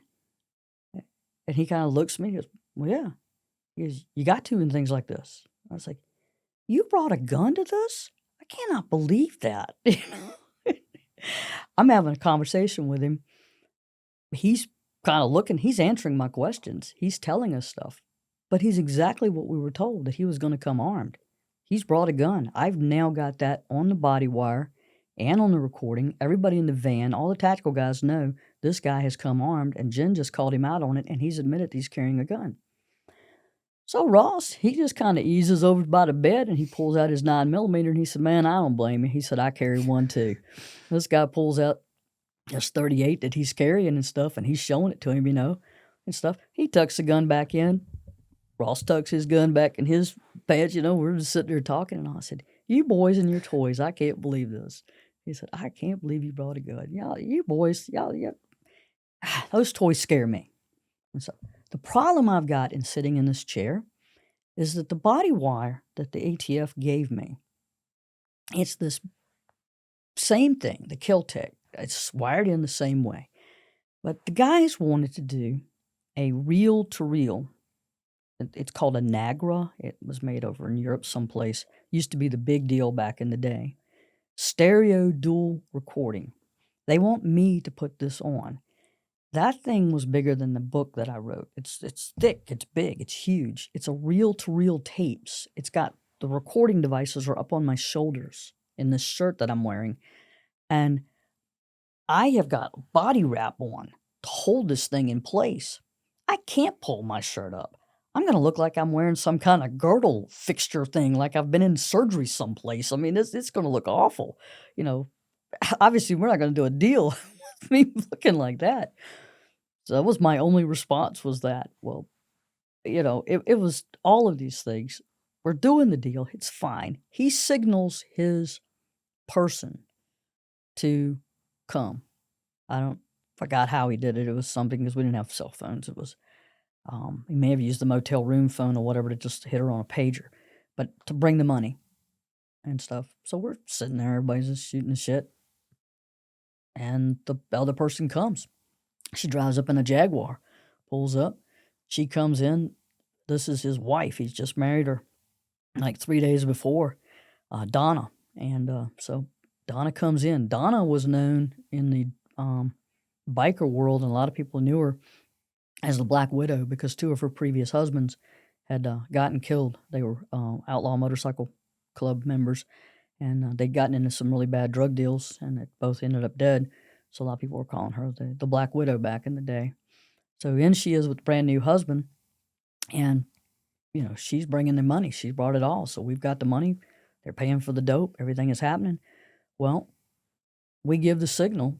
It was up to Ross. He gave the signal, and for the team to get the door, come in. They go, and the 4 of us are in this room, and all of a sudden you hear this loud commotion. I mean, you hear this door coming off the hinges, everything. And it's, police, get down, get down, get down. Everything. We're just like standing there looking at each other like, they're in room number 3. They kicked the wrong door. It's like, Oh. it's like everybody's there, and it's like, what the hell? And about that time, 2 of the guys kicked the door and came into our room because our door was, it's like in, but it was just the seconds that went by, and it was just so loud, and everybody's looking at each other like they've crossed one another, and it's like, okay. We all get arrested. We all get taken down. We're accusing them of crossing us. They're accusing us of crossing them, whatever. But at the same time, it's just like, that's that long pause, very long pause. And it's like, okay, this could have went really, really bad, but it worked out, and nobody gets hurt. Everything works out. She was armed as well. She brought a gun. Everybody came to an armed drug deal. So back then, it's Title 18 924C, which is we always call it the gun and dope, and that's what makes the violation. So you end up with a mandatory 5, and that's where they were. For a buy like that, how are you altering your appearance? Are you putting on tattoos at all, or Nah. changing your hair, or Not nothing? me. I didn't even wear a t-shirt like you'd imagine at night, like a biker t-shirt or anything like that. I wasn't trying to be a biker. I have a picture of me someplace, and I am in this like white and black kind of floral looking shirt, that jeans. But you don't look like a cop, because you Nah. know how some undercovers look like a cop, Oh no, or some feds. Yeah. no. Okay. None of that. I didn't need to be some badass that I wasn't. I'm a 20-some-year-old girl with this long-haired, bearded dude, and he doesn't have a tattoo on him. As far as I know, Ross don't have any tattoos. I don't think he ever did. He's kind of a little heavy set, got a little bit of a gut on him, and he's a good old country boy. When you talk to him, he sounds just like old Jeff Pike. So anyhow, Ross got a big beard, and it got kind of longish hair down on his shoulders, and he's just good old country boy just talking to you, and he comes up with the weed, and he's got all of what they're looking for. And while we were there, we're negotiating, making, weekly how much can you move a week? We can do 10 pounds a week easy. We're like, that's good. Let him and Ross talk the business. I've already done exactly what I needed to do. Don't let anybody realize you're wired up from one end to the other. And at the same time, you just identified guns so that everybody outside knows that there's guns in this room that don't belong to the law enforcement end. And that's what we were there for. In fact, years later, I would use what Mike Calandros asked me to do about pull your shirt up so I can see you're not wearing a wire. I was doing deals with some crack dealers out of North Carolina for ATF. And they had sent me to go meet some dude at a gas station, but like out in the far end of the parking lot. And so I go out there, and little skinny black guy, about 30 years old. He came up out of North Carolina to bring me a crack, supposed to be a good size amount of crack thing. And so I'm sitting down in his car on the passenger side, and I said, pull your shirt up. Let me make sure you ain't wearing a wire. And he does. He pulls it straight up. He pulls it over his head. And it's like, what are you doing? Me, I take the opportunity to check his console out and to check his glove box out. And he goes, what are you doing? I said, I just want to see where you got your piece. And he goes, oh, I don't carry a gun no more. I almost got out the car because I'm ATF. I'm here about guns and dope, not just dope deals. I said, what do you mean you don't carry a gun? He goes, no, that'll get you a lot of Fed time. He said, so I don't carry a gun anymore. I said, yep. I said, well, you never can be too careful. I said, I just want to make sure you weren't wearing a wire on me. He goes, oh, I wouldn't do you like that. He never asked me. I'm the one wearing the body wire, and I'm the one carrying the gun. He really wasn't carrying a gun. He was just up there to do just a regular crack deal, and it was like, okay. But every once in a while, you got to do something that you learn on the job. Can you tell us the murder for hire story? It's murder for hire. Let's see. That was like 1993. I had a really good informant, Gary, and Gary was like the kind of informant. He had been in law enforcement. He had done 3 tours in Vietnam. Got all kind of awards and stuff and everything. Of course, he also had the effects of the Agent Orange and a lot of other stuff on him. But and he was raising 3 teenage daughters. I think a couple of them had already moved on, but one was still at the house. And I like Gary. Gary's a little different, but Gary's good. And anyway, Gary had done law enforcement for a long time, and he'd gotten out of law enforcement, and he would just run across people and be just doing, and he'd mingle with everybody, everybody. And he didn't really care if we paid him or not. But his information was great, you know. And if you gave him $50, he'd be like, "Oh, okay, I'll put that on gas." He just didn't worry about it. So Gary gives me a call. It's on a weekend, on a Saturday. He pages me, but he puts like the 911 or whatever on in the back end of it, like 99 or something, and all. And so I know it's important. Like this is real. He's not messing with me because he knows better than to do that. So I'm at the horse barn where I kept my horse, a friend of mine's house, and he had a phone there. So I go over and I call back, and I get Gary. Gary's on a payphone, and he starts talking to me, and he's like, "Hey, I'm here with Ralph and everything. He's looking for a job to be done for him. He's got somebody he wants taken care of." And I said, "What are you talking about?" He said, "Well, he's looking to do a hit." I said, "Whoa, whoa, whoa!" I said, "Not on the phone, man." So, because I didn't realize exactly what he said. This needs to be recorded. But I got to get a boss involved in this, and at the same time, I got to find out who this guy is and when. I mean, because we can't have somebody getting killed out here. We got to get this immediately. So he's talking to him, and I said, "Well, Gary, tell him I'll talk to him, but no business on the phone, none. But put this guy on the phone, and let me just get his voice, and he can get mine." And I said, "And then we'll just do." I said, "You know what you got to do on your end, right?" And he's, "Yeah." I said, "Okay." So I talked to this guy for just a few seconds on the phone so I could hear his voice, and so I'd know it later. And then I made sure again that he didn't talk business.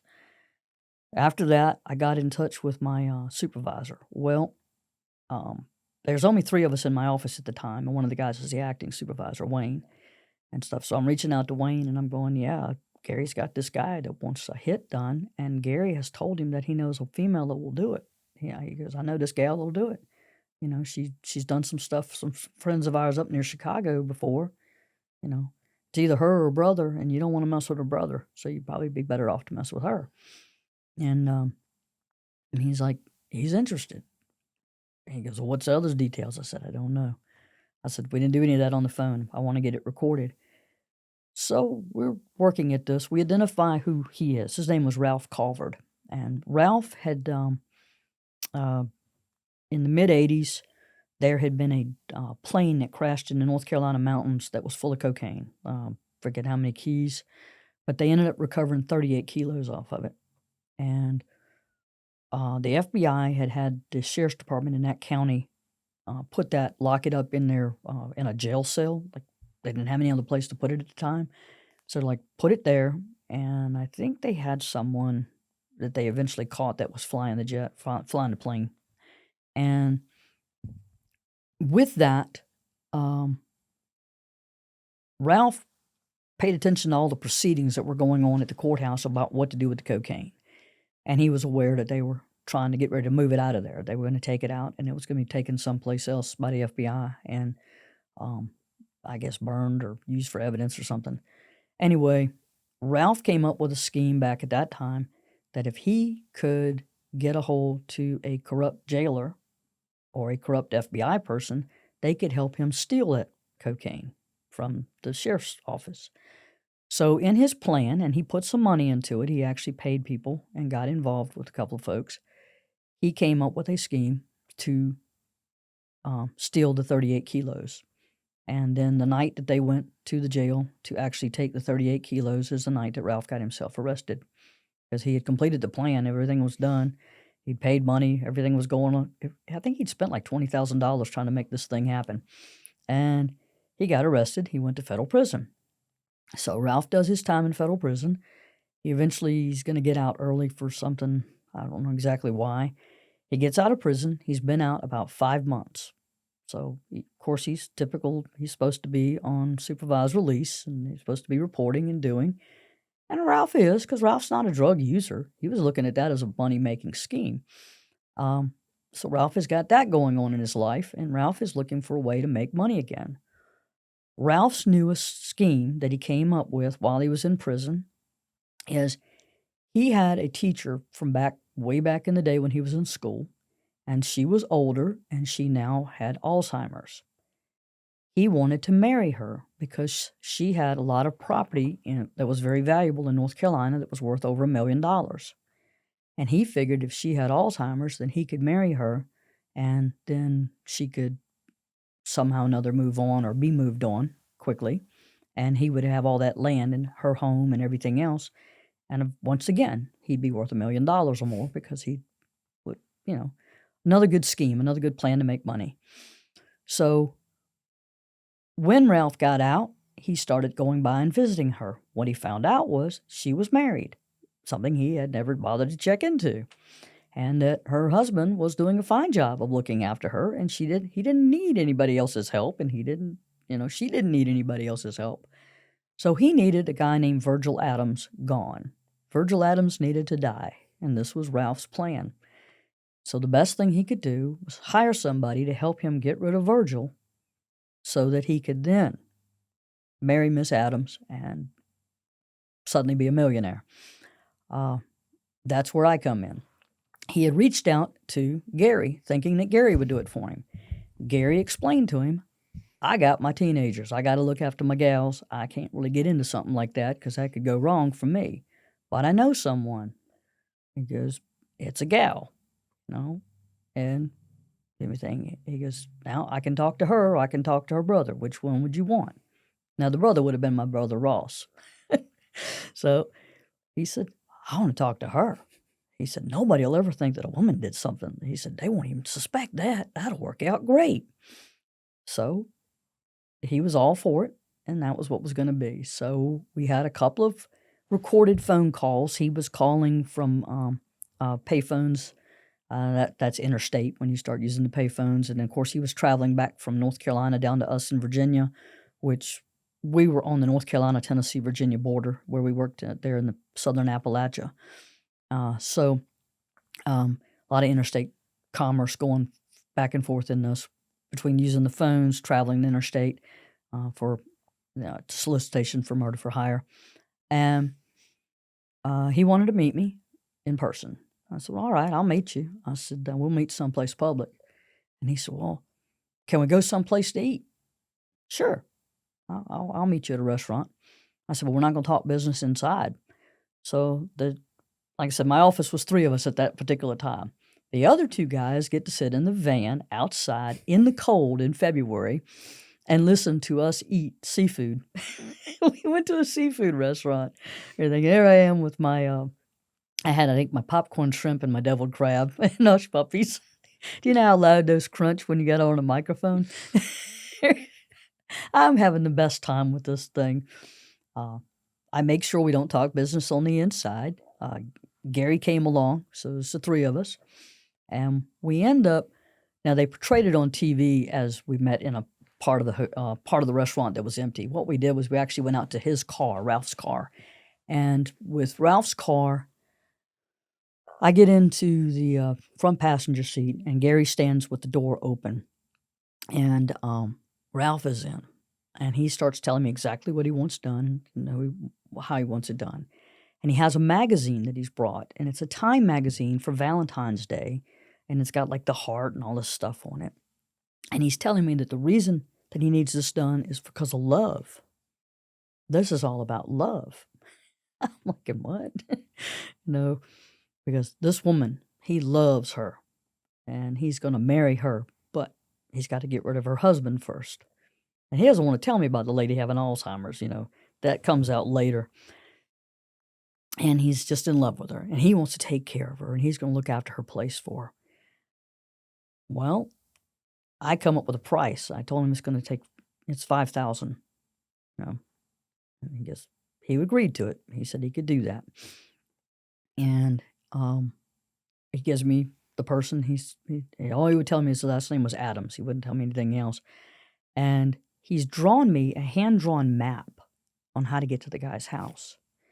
Now, he must have gotten every color magic marker you could find, because This thing has got colors all over it. It's white thing, but he's got everything marked out for me on it. It's the perfect map, and he tucks it into the magazine. I ask him, "Can I have the magazine?"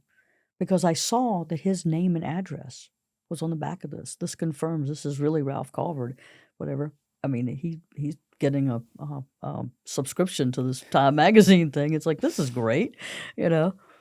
And he goes, "Oh yeah, yeah, yeah." And I need some money up front. I mean, my time is valuable, so he gives me a couple of $100 just for my night. You know, he's bought my seafood dinner, and now he's giving me $200 cash down on my 5,000 I'm going to need for this eventual, on this murder for hire.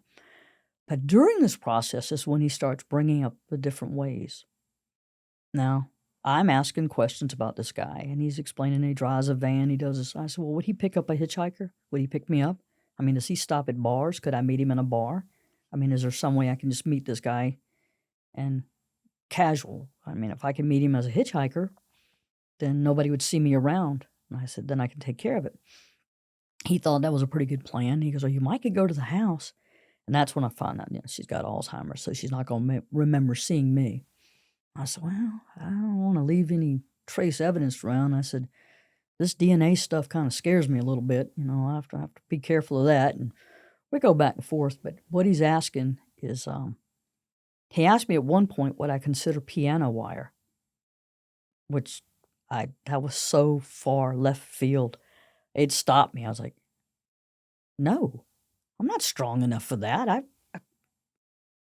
No, that's a mess. I can't even, no." He goes, "Oh, okay, well," he goes, "Well, what about poison? Poison, maybe like a hypodermic or something, poison."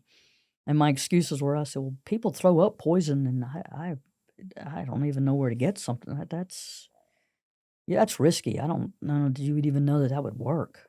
I said, No." I said, "If you want to get me a piece, or I can get one," I said, "that's up to you. But if you want to get me something," I said, "I'm thinking about just doing a robbery that goes wrong. That way when the police look at it, you know, he's done picked up a hitchhiker or somebody. He's met somebody, and, you know, they've it's a robbery that went bad, and he got shot." And he goes, "Yep, I'll go with that plan." So he liked that. Then he wanted to supply the gun to me. And I said, "All right." I said, "Well, it's up to you if you want to silence it or not. If you don't, if you want to put a muffler on it, that's great. If you don't, I don't care. Just got to let me know." And he's like, "Well, I'll think about that. I'll think about that." I said, "Well, make it easy for me." I said, "But if not, I'm okay with that too." And so he finally agreed he was going to bring me a firearm. That's what he was going to do. And all of this is taking place in 1993 in February. Um, the events that happened that like the very next weekend that kind of changed how things are in the world. First, you had the World Trade Center 1 bombing. So of the other two guys in my office, one of them was on the ATF National Response Team. So he had to leave and go to New York. And so that left just one guy in my office. So we had to get guys from the Roanoke ATF office to come and help out, to be around to assist. And at the same time, Waco takes place with the incident with ATF there. And so we have 4 dead agents in that, and we had 20-some that were injured. So all of the events are taking place. And so everybody's just really confused. A lot of things are going on. It's a lot of it's very overwhelming emotionally. And at the same time, I have this deal that's going on. I have a man who wants another person dead. That is serious. What if he changes his mind about getting the gun from me and he just does it himself? Or he finds somebody else that will do it cheaper, and if he finds somebody that will do it for $500 in a bar someplace, we can't risk that. All of these things are happening. The next thing that we're finding out, because we're trying to keep enough detailed information on Ralph as to who he is and what's been going on, is Ralph had a neighbor with a young teenage daughter, very young, and he would invite the teenage daughter over, and what he was actually doing is best way to put this, sexually assaulting her. but he was trading her small amounts of drugs, a little bit of money, things of that nature for these particular events. And he was just trying to keep them secret. And she was very young. I want to say 13, maybe 14. So the locals were already starting to investigate him for that. And everything was happening. And it was like, look, we have enough evidence now to take him down.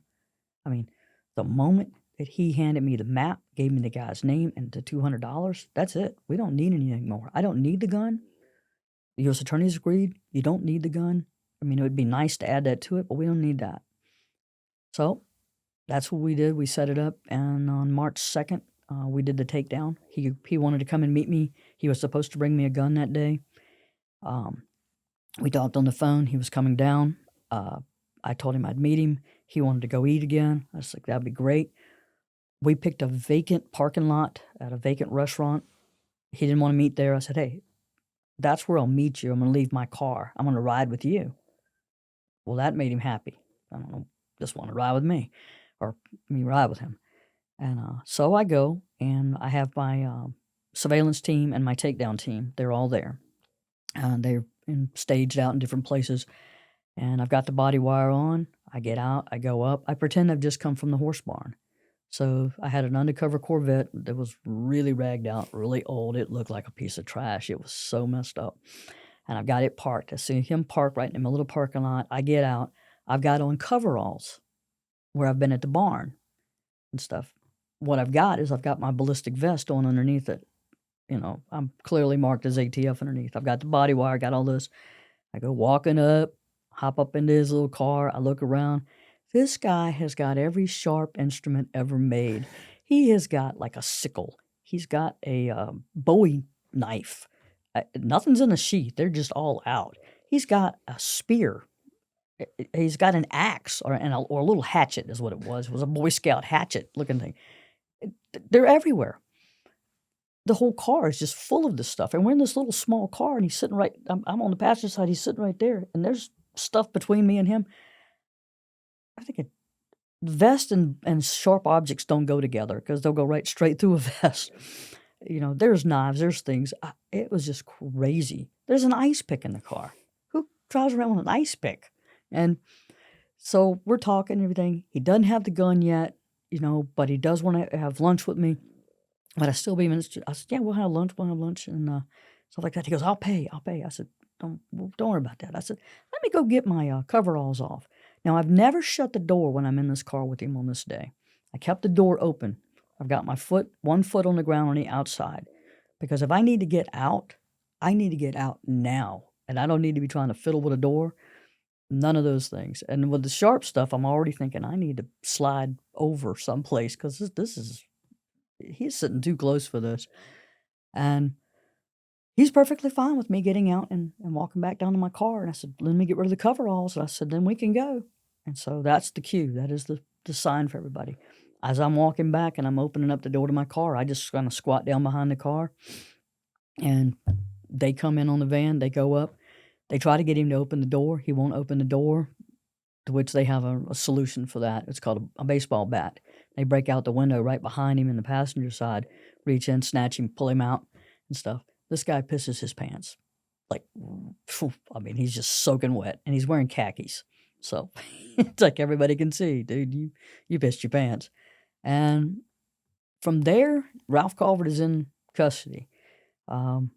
I'm getting calls from North Carolina from the Sheriff's Department because they're going, boy, we sure hope y'all can get him locked up because we've gotten a lot of information today from this girl up here, you know, and it's just terrible.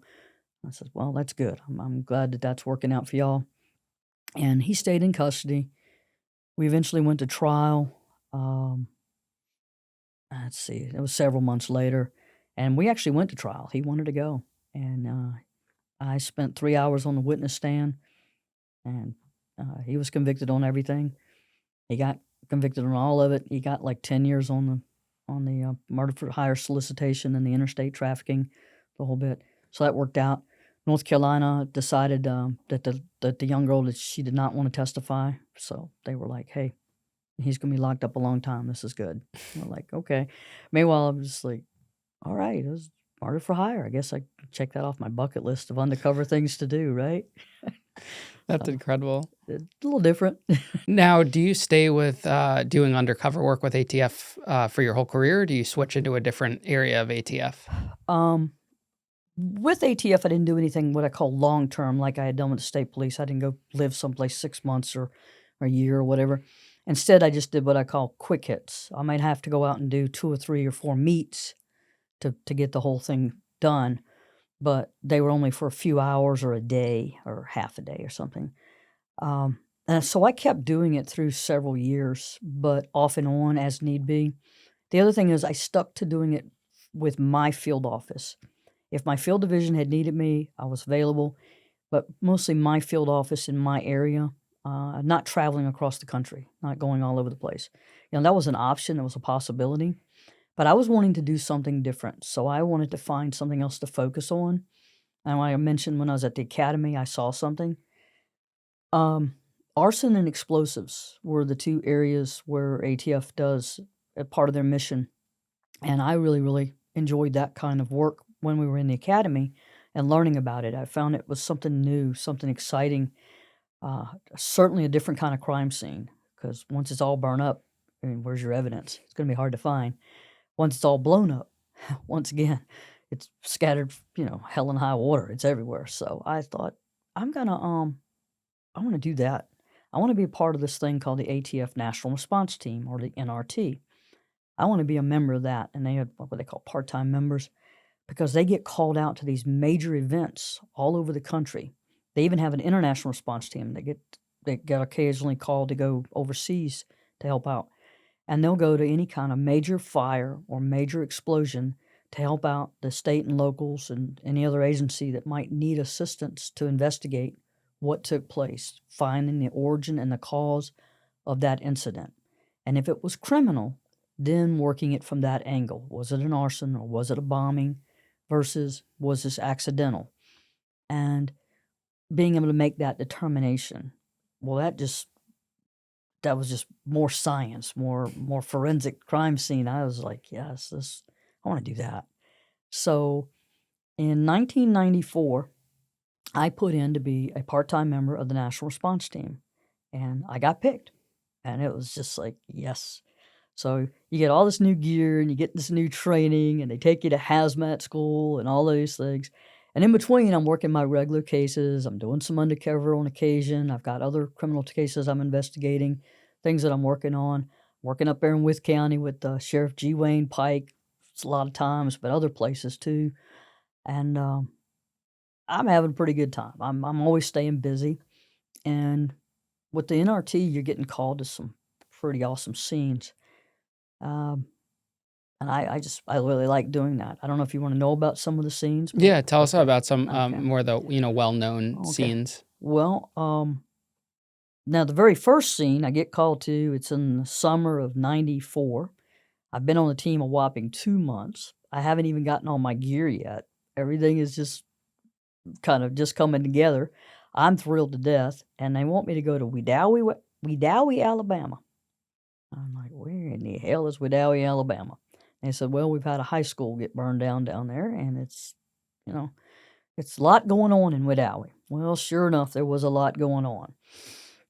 The principal of the school had made some racist statements, very blatant, nasty racist statements back in the spring, in regards to one of the students and his thoughts on biracial and interracial and all those things, and people going to the prom and to homecoming and stuff. And he did not want couples like that going. And when asked, and he was just nasty, nasty piece of shit. So he created a lot of tension there in the community, and there was a lot of threats. Well, there were folks with the KKK that decided that they needed to be more present in that community. And there were people with the Black Panthers who thought they needed to be more present in this little rural community. And they all show up in a small town, small area, and there are a lot of tensions going on with this tension going on. The Alabama State Police believe that they need to send a couple of hundred troopers to the area to kind of keep things calm. Try to keep it, look, we don't need this to explode, but it needs to back down, back off. And, they're going to do something with that principal. They're going to get rid of him. He'd been there forever, like 30, 40 years. Everything's being looked into. Well, certainly one in the middle of the night, just before the school gets back into session for that fall, it burns to the ground. And it's like, wow, okay, the high school burnt down. Here's all the background. And we get down there and we start investigating and all. And sure enough, what we came up with was that the cause of the fire was arson. It was an incendiary device had been set. It was intentional. And then it was a matter of investigating. And that's other people are doing the investigations and all. But the tension when we got down to that little community was just unbelievable. It was crazy. But it was like being there for that week and getting that done and getting that investigation done and getting it so that the rest of the criminal investigation team could then move forward and figure out what happened. And that was on them. Ours was to get there and work that crime scene. And this is giant school building, and we have to figure out, where the fire started and then how it happened, what was the cause. So that was our first big incident. The next time, we got some training just before the Atlanta Olympic Games in 1996. And that was kind of an interesting training, and we're getting about a good week. And it was neat. You meet I got to work with a lot of the chemists, a lot of our folks, our bomb techs, our best specialty people. I always love working with our chemists. I love working with our people from our laboratories. ATF had 3 laboratories, the National Lab up near D.C., and Ammondale, Maryland is where it's actually at. They have an Atlanta lab, and they also have a lab out in Walnut Creek, which is outside of San Francisco. Laboratory people, you just learn so much. You just realize, wow, if I'd been smarter in school, I could have done, I could have studied biology, I could have studied chemistry, everything. And so you meet these people who are just specialists, and they're so awesome. Well, one of them, the premier, it's not even one of, he is the premier explosive specialist in the world, and he's an explosive chemist, is a guy named Lloyd Irwin. And just a good old country boy from Georgia. And he knows more about explosives and the chemicals and the whole chemistry of that than anybody. I mean, he's been recognized all over the world. And he worked for ATF for 50 years. Just a brilliant man. You can still ask him questions. He still knows. He's just sharp. He doesn't forget a thing. Well, 1996 Olympics, he was at the training we went to and everything. So we get down to the Olympics. We're going to be there like 7 weeks. They got us in a motel. We've all got different jobs to do while we're there. Everything is going on. We had worked our shift. We'd done everything. I'd gotten off work, gotten something to eat, had a couple of drinks with some folks, went back. I was getting some sleep and get a call, and they go, something's happened. Something's happened at the Olympics. I think we're going to go. And I was like, oh, so what? They said, well, turn the TV on. I'm like, okay, turn the TV on. And they said, I was trying to say it's something like a transformer. They said, oh, no, watch the video. And it's like, oh, hell no, that's not a transformer. That's not a transformer at all. That's on the ground. They go, yep. And about that time, you get another phone call and pages and stuff, and they're going, yeah, we're going. And so out the door we went, and that's what we were there for, was to respond. We went to the Centennial Park, and we got there. The chaos is still ongoing. You have 2 dead. One has been killed by a piece from the device, was a nail that was driven through her brain. Her daughter survived, but she had been hit by nail fragments. And there was a gentleman, I believe he was from India, and he was with the news media from the India or something, and he had a heart attack, I guess, trying to run across the entire park to try to get over that way, and probably wasn't the healthiest fellow to be trying that. They had a crowd of 50,000, I think, that night in Centennial Park, and they had gotten that crowd out, tried to secure and lock down everything. We saw the FBI had their tactical teams had been brought in, along with a lot of other agencies. I drove the ATF's National Response Team truck, and found a place to park it. I actually saw an FBI guy I knew, Tim, and I asked him, I said, if you could just make sure nobody that doesn't look like me gets inside that truck. He goes, not a problem. And we had our ATF gear on, and we started working that night. We saw our guys. It was an ATF guy, Steve Zellers, and an FBI agent had been together, and they had been right there at the device when it went off. So they couldn't hear very well when we were talking to them. Their ears had been kind of blown out, and everything was just crazy. They'd taken a lot of people to the hospital with injuries. I think it was like 111 people were injured from that. And we started working the scene. And when the sun comes up, that's where we are. We're there. We're on the scene. We're starting to do the whole crime scene, processing it, finding stuff. And I find myself right next to Lloyd Irwin. And we are on the ground, crawling on our hands and knees, sifting through the grass really close to where the blast seat was, right where the explosive, where the package had gone off. And we're sifting through the grass and through this dirt. And it's this little 1 foot by 1 foot sodding piece of squares that have been put in to build Centennial Park. And we're just sifting through. And I kept finding these little fragments, these little pieces of plastic looking stuff, just little broken pieces. And I don't know what this is. It doesn't mean anything to me at this stage of my career. But I'm picking them up. And I have about 4 or 5 of them in my hand. And so I looked to Lloyd and I said, Lloyd, do you know what these are? Do you know what this would be? And he looks at them and he puts them in his hand and he goes, it's a Big Ben. It's a Big Ben West clock. I was like, what? And he goes, that's the cogs. That's the stuff out of the back of the clock when it blew up. Those are shattered. He said they're really, really lightweight, so they don't go very far. When it blew up, that comes out of the clock. And once again, it's like this light bulb. This guy is teaching me something and I'm learning. And I'm like, okay, I kind of understood. I understood the theory and the information about it, but he knows exactly what this is. He has seen this enough times in his career and worked enough things that he knows exactly what I'm looking at. So he knows that this is on a timing device. He knows these things. It's already coming together. We process that scene. We're going through it. We do it, let's see, was that down night, all of Saturday, all of Sunday, and then we're doing part of Monday because the Olympics must go on. The Centennial Park must be reopened. Everything must be put back and looking like nothing has happened, like it's all good. And we've been on rooftops recovering pieces from the bombs. We're getting everything. We're getting all the information. We're learning all of the details about all of this. And we're doing what we have to do.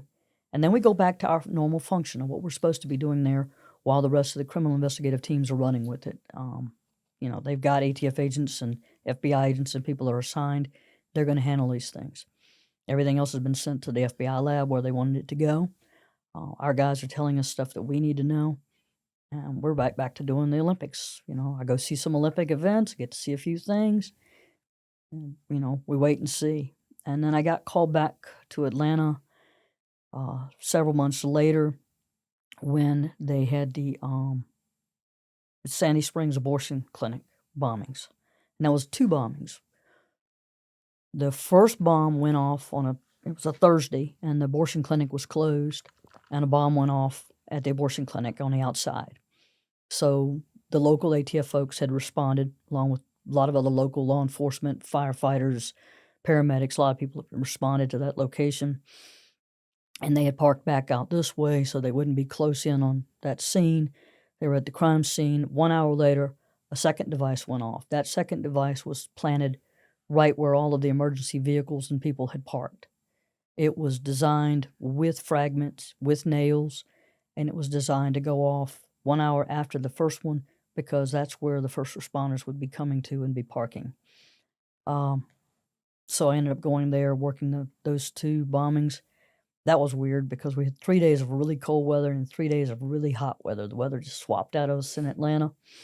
But we were cutting a field that was right next to this parking lot, trying to get it down so we could find all the evidence. I mean, you're just searching everywhere to pick up every fragment, everything you can get. That was just another event. While I was still in Atlanta, still working and helping out, I was assigned to Lloyd Irwin over at the lab to work with him to help him out, whatever he needed, anything he needed. So he's like, batteries, go get me this kind of battery. Go buy them from everywhere. So I went and bought batteries from every place you could possibly buy batteries, that particular kind of battery. And his research he was doing was to try to figure out where those batteries came from and which kind they were. And then we ended up sending a person to where batteries are made. And it's kind of wild because the place that makes batteries will make 54 different brands.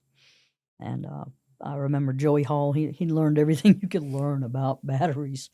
But it was just one more thing, and learning where the backpacks come from, and learning where all of these different parts came from, tracking it down, where the clock got bought at, all of these. You're tracking down each and every piece of that device. And that's from the original devices, and then these devices we keep getting, or keep going off, all these bombs. And while I'm there, I get a call one night, and I've probably been in bed 2 hours, and they're going, "There's been a bombing, and there's another bomb." And I'm talking to this person on the phone. I don't guess I'm making any sense because I'm going, "No, that's what I'm down here for." There was the double bombing at Sandy Springs. They go, "No, no, no, no, no. This is at the Other Side Lounge. It just happened tonight. You need to be there. They said you were here. You need to be there. You're part of the national response team. They're calling the NRT back in, but you're here already, so come on." I was like, "Okay." And so we go out to the Other Side Lounge, and there has been a bomb that has gone off. And then when we get there, the security person who was a Atlanta cop, he'd been to the briefings and all about making sure there wasn't a second device, because now everybody's really worried about a second device. He found something. There was a suspect package. So they are all working to do that. Meanwhile, we are trying to go around to all of the different businesses and places in that locality to tell people they need to leave, they need to vacate, need to get out of the area, because they're working on a second bomb, and we don't know, what else might be around. It was an odd kind of neighborhood. It's one of those places where you can find people at 3 o'clock in the morning that will model lingerie for you. So a little different. There was a exotic dance club across the street. Just a lot of things. So you're trying to get people to move. Then some of their cars can't be moved because we've got pieces of that first bomb that went off inside their cars, and that's evidence now. But we're doing everything, and I get back around, and they're like, "Look, they're going to let Boomer," that was the robot, is going to try to open up that package and stuff. They're going to do a 50 cal water shot. They're going to try to open the pack, try to open up this backpack that they feel like is a suspect device. And also, we all kind of put our fingers in our ears and squat down, and they do the timing, because Boomer's getting ready to hit it. Well, Boomer makes that shot, and the device, not that one, it detonates. And I mean, there's shrapnel. There's stuff bouncing. I mean, you're seeing like this little flashes of nails and stuff bouncing off the pavement in the parking lot going past you and hitting cars and stuff. And it's like, ooh, really, really glad I squatted down behind the car. And I'm kind of glad I had my fingers in my ears because that was loud, super loud. The person that set that second bomb, they wanted it to go off. They wanted it to take us out. And luckily it didn't go off. And so we're working this, and it's now major crime scene. Next day, we're processing out, and we've got the FBI. We're working with everybody. We're showing people what we're finding, what you got to look for, what to find, what this device is made out of. We're also trying to convince people, no, you don't have to pick up the cigarette butts. There's going to be 1 million cigarette butts out here. Look where you are. These are dance clubs, drinking clubs. Everybody comes out here and smokes and does.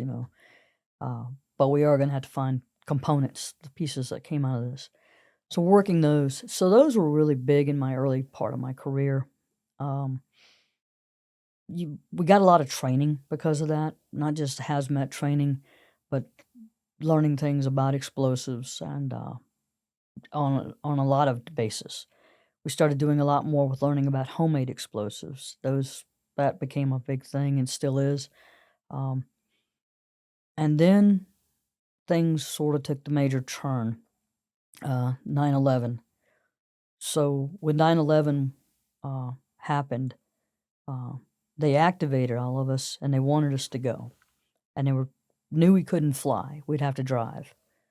So uh, I was we were destined for New York City. Is where they said to go, and no known time. Didn't know how long we'd be gone or when we'd get back. Just go to New York City. So we were on our way to New York City. Other members of the team were coming. We had some people out of Knoxville. Me and my guy in Bristol, guys in Roanoke. We were all headed towards New York City. We just gotten north of Roanoke, and we were hauling ass. I mean, and the truck drivers were all moving over for us, and people thumbs up. American flags were coming out of the windows of trucks and things. They were making it so we could go. They had a trooper in front of us. I mean, as fast as he could go, we were trying to keep up. We were trying to let him know that some of us have got like these governors on the vehicle that only do like 100. So we're all, we're going to keep up with you as best you can. You just go, go, go.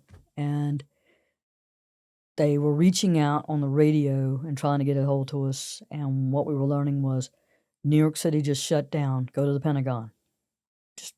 Just divert. Just go to the Pentagon. No problem. So that's where we went. All told, 63 of the National Response Team members ended up at the Pentagon. And then there was a decision, how many are staying, how many do you need? And the FBI at first said, oh, we only need 10. No, we need 20. Okay, we're going to need 50. We need 50 of your people because you guys have the training, you have the background, you have the equipment, you do this. We're going to need you. And so some of our guys were from Pennsylvania, and they wanted to know if they could go to Pennsylvania to Shanksville.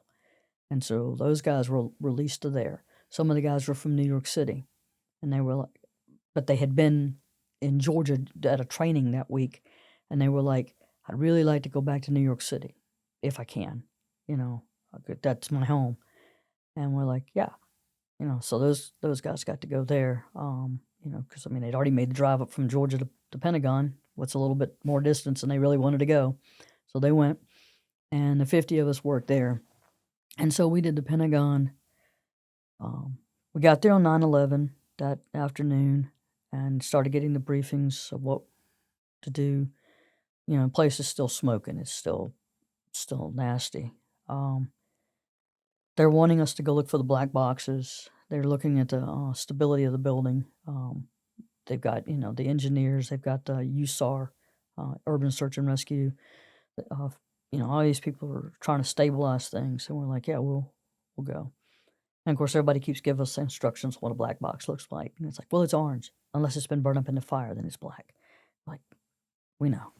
Here's what it looks like. And they gave us pictures. It's like, thank you, FBI. If you just step aside, we got this. This is what we do. And we geared up, and we go in, and you're in. They had an entranceway for us to go in the Pentagon, and so we trudged through water.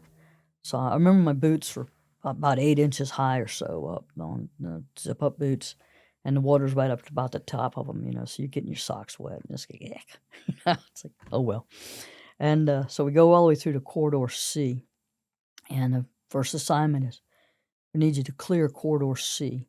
And down here on this wall is called the punch-out. And the reason we're calling it the punch-out is because the rear landing gear of the plane came out and left this giant hole in the wall. And like a hole the size of your room here. It's just a big wall, this hole. And everything in there is burnt and reeks of diesel fuel, and it's just nasty. And there's just wires hanging down everywhere, and there's rebar, and there's stuff still falling. And they said, but in Corridor C is just the remains of the plane and the wall and the offices and everything that's just dumped out in it. It's just here.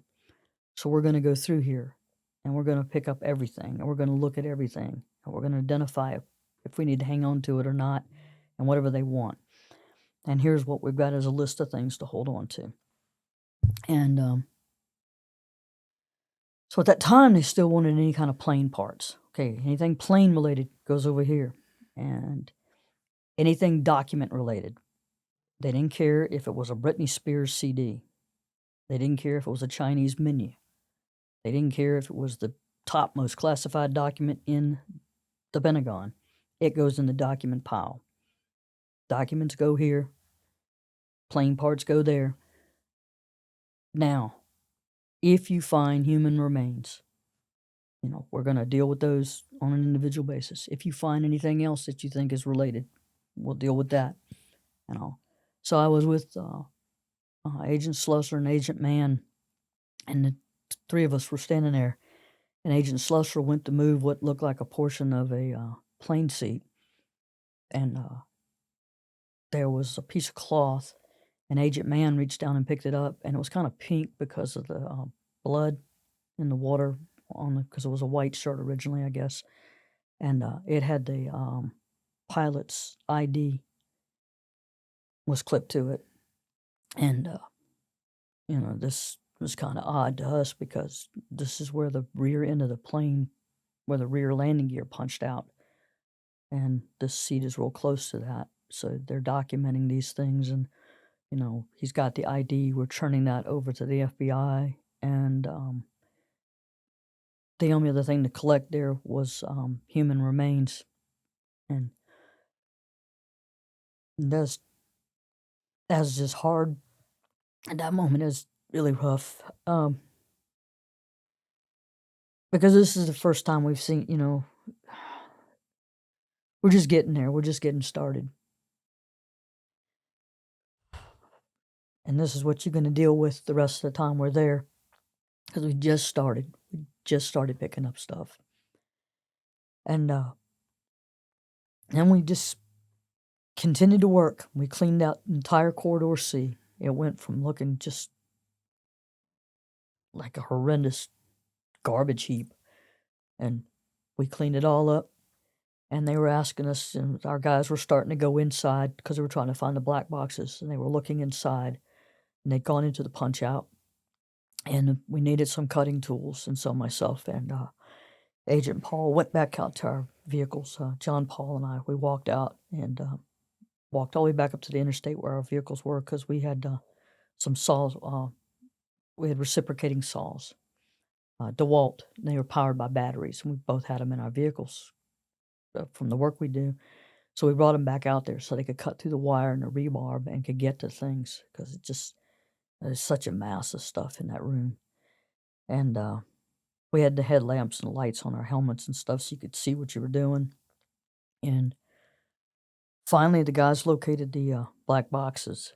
And then typical of our good buddies at the FBI, he said, "Oh, by the way, we're getting reports that the building's going to collapse, so we're going to get you guys to all move out of here now and head out." It's like, how is it that's going to happen right after we found the black boxes? It's always right after we find what you guys are wanting and stuff. And sure enough, the FBI, of course they take custody of it right away. Like we were going to steal it? We got it. Okay, you got it. It's all good. All right, you guys can go out. And so we go through our first decon experience. They have this tent on the outside, somewhere between being drenched in everything we've been through that day and being sweaty and hot and nasty and walking in this muck and stuff that we've dealt with that whole day.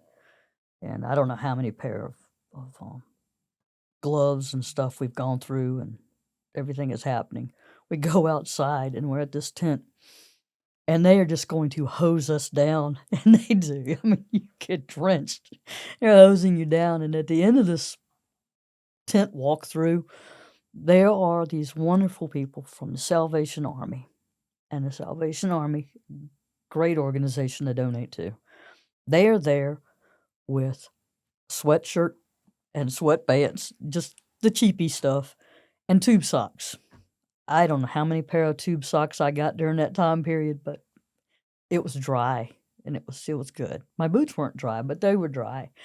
And so we had a chance to put on something dry, and then get back out to our vehicles and figure out we had a hotel, but now they were moving us to a hotel in Arlington so we could be in walking distance of the Pentagon. And so we were making those transitions and moves. And then the next day or so, they said, look, I think it was like the next day, they said, we're going to work 24/7. And how we're going to do this, we're going to split you up, and we're going to work 7 a.m. to 7 p.m. and 7 p.m. to 7 a.m. You're on one shift or the other. You're either day or night.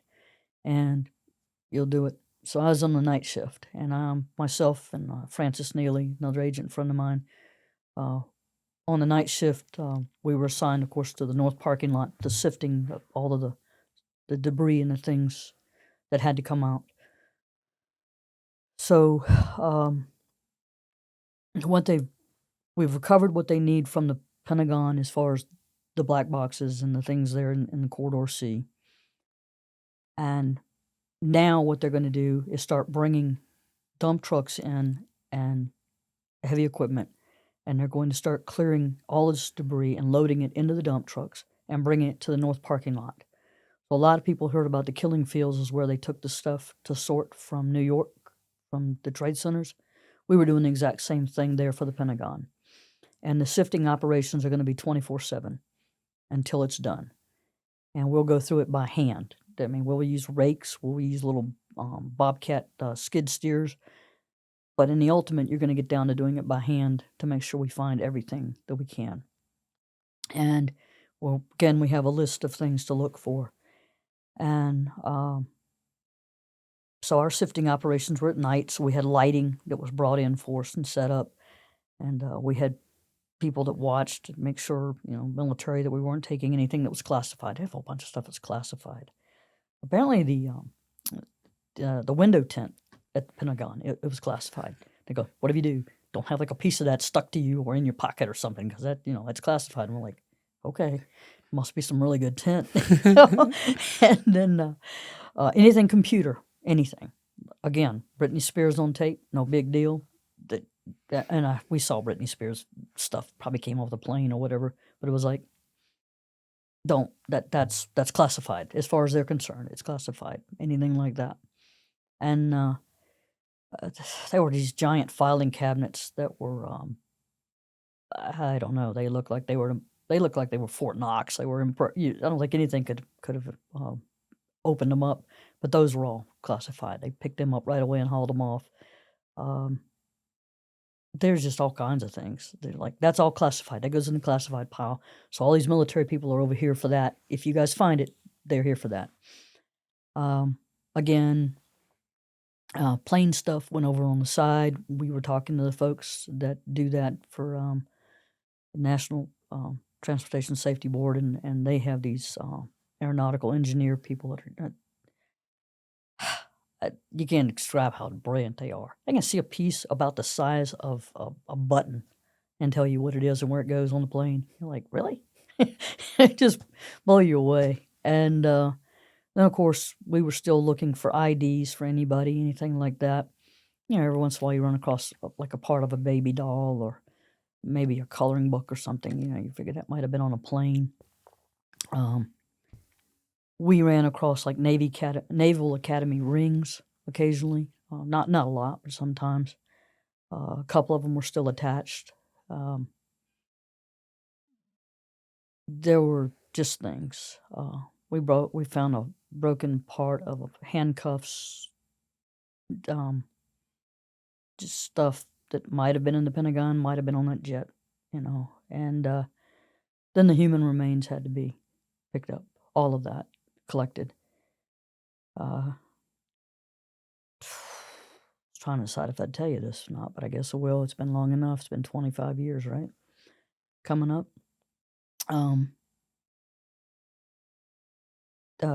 That first night we were out there and we were working, we collected so much.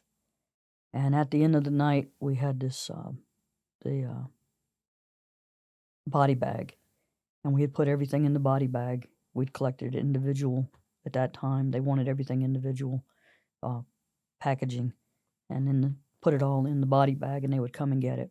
And they brought a lot of body bags to us. They brought so many. And we had one body bag full, about 200 pounds, and that's it. That was everything. And they took it, and then they were like, look, we can't bag it up that way anymore. They'll never finish doing the IDs that way. They'll never get it. And there's so much more we got to keep picking up.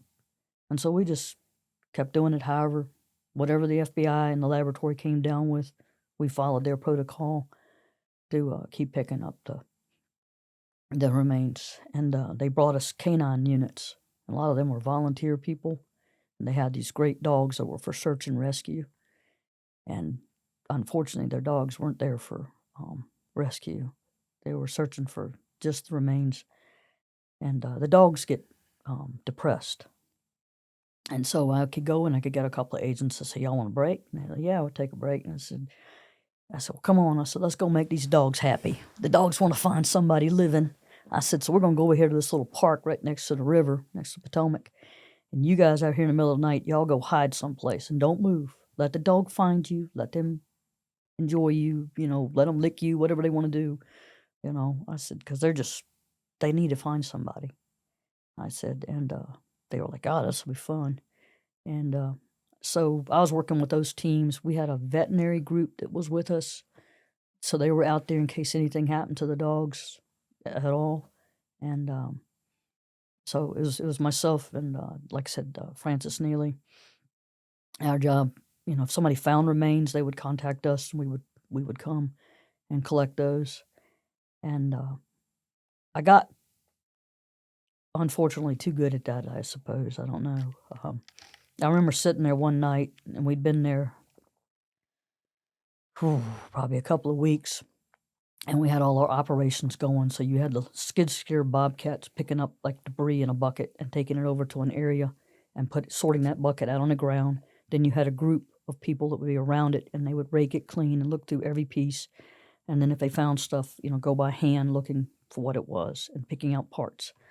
And there's a lot of dust and a lot of smells, a lot of odor. There's a lot of rot going on because, it's been weeks now. And I remember they're sitting there that night. I think I had an old 5-gallon bucket just sitting on in the parking lot, just chilling out, waiting on my dogs, making sure my dogs were happy, or the teams.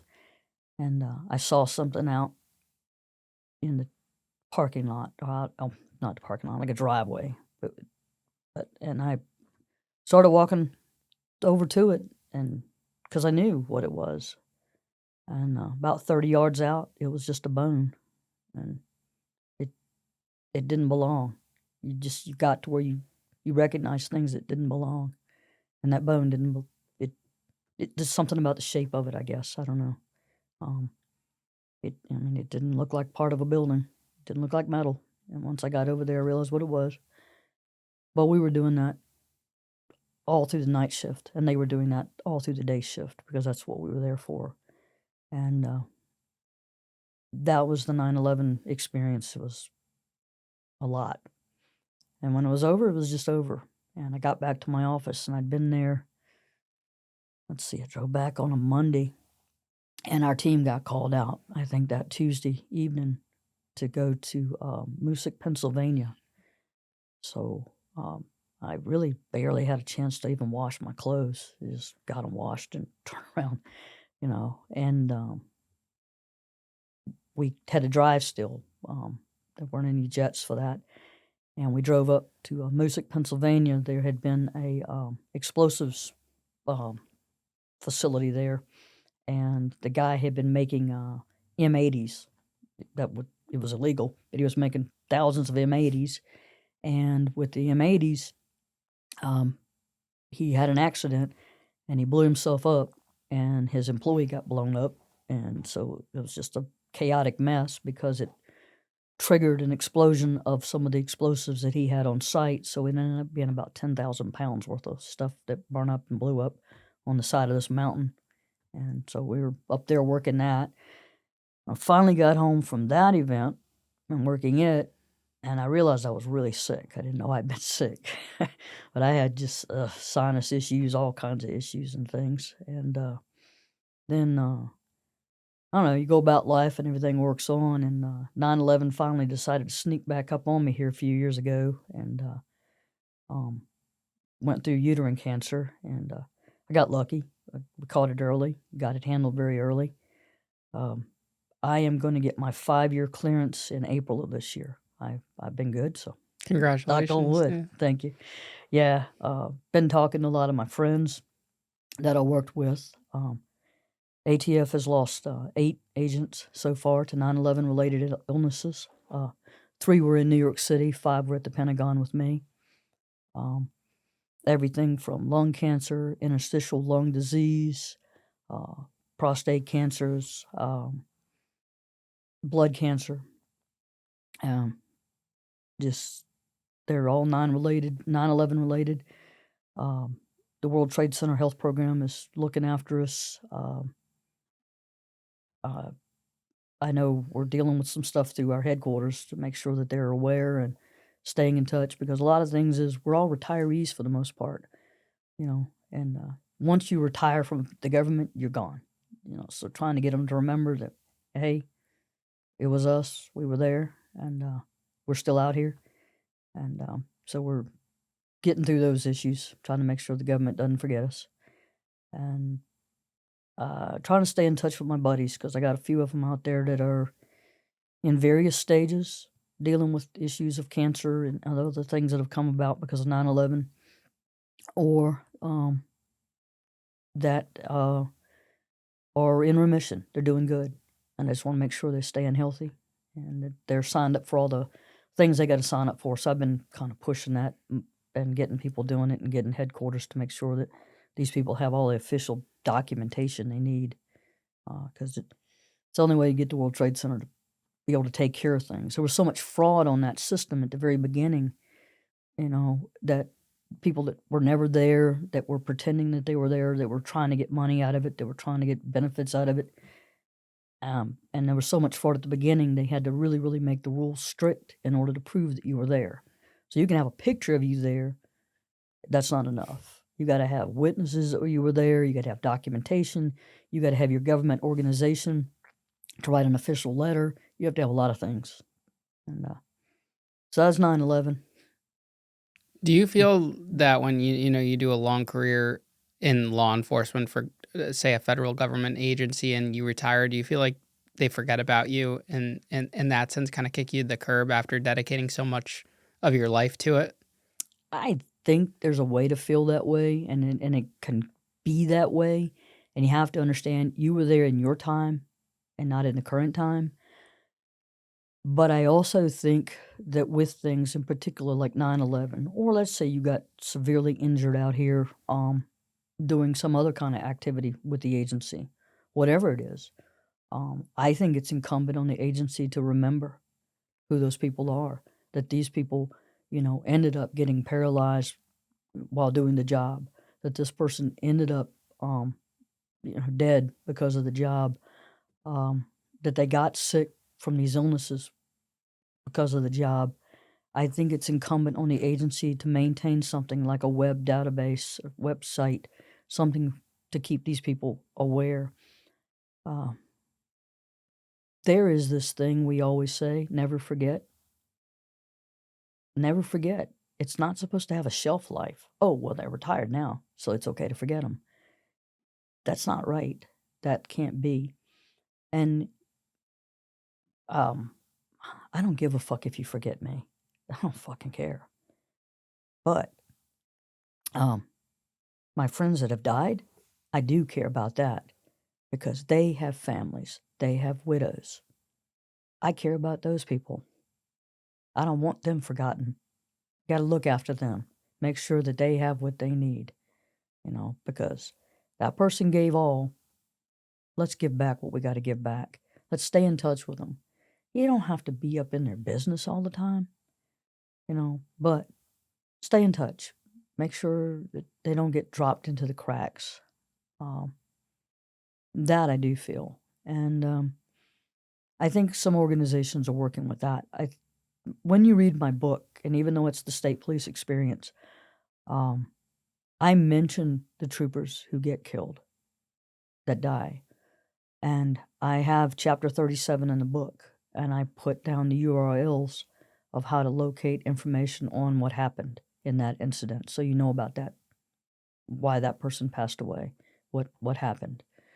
And I feel like it's a way of making sure they're not forgotten, so that somebody knows. Recently, the State Police Retiree Association had a couple of their chaplains that met with me, great guys. So they made it so that I could meet with one of the widows. They asked her. She was gracious enough to say yes, not a problem. She came. We got to meet. I'd never met her. I'd met her husband. I hadn't met her, and so I wanted to talk to her because his life was taken from him in an ambush in 2013. So J.A. Walker, Junius Walker, and he was less than 90 days away from retiring, and would have had 40 years as a state employee. And somebody with an AK-47 decided to kill him. And he was just stopping to see if they needed help with their car. He thought that they had broken down and were needing assistance. And he didn't get a chance to help them. But I didn't want to forget about him. And I don't want to forget about the widows. And I don't want to forget about their families. And I want these organizations to stay on top of it. And I think the state police retiree folks are doing a great job of staying on top of it. And I'd like to see ATF do a better job.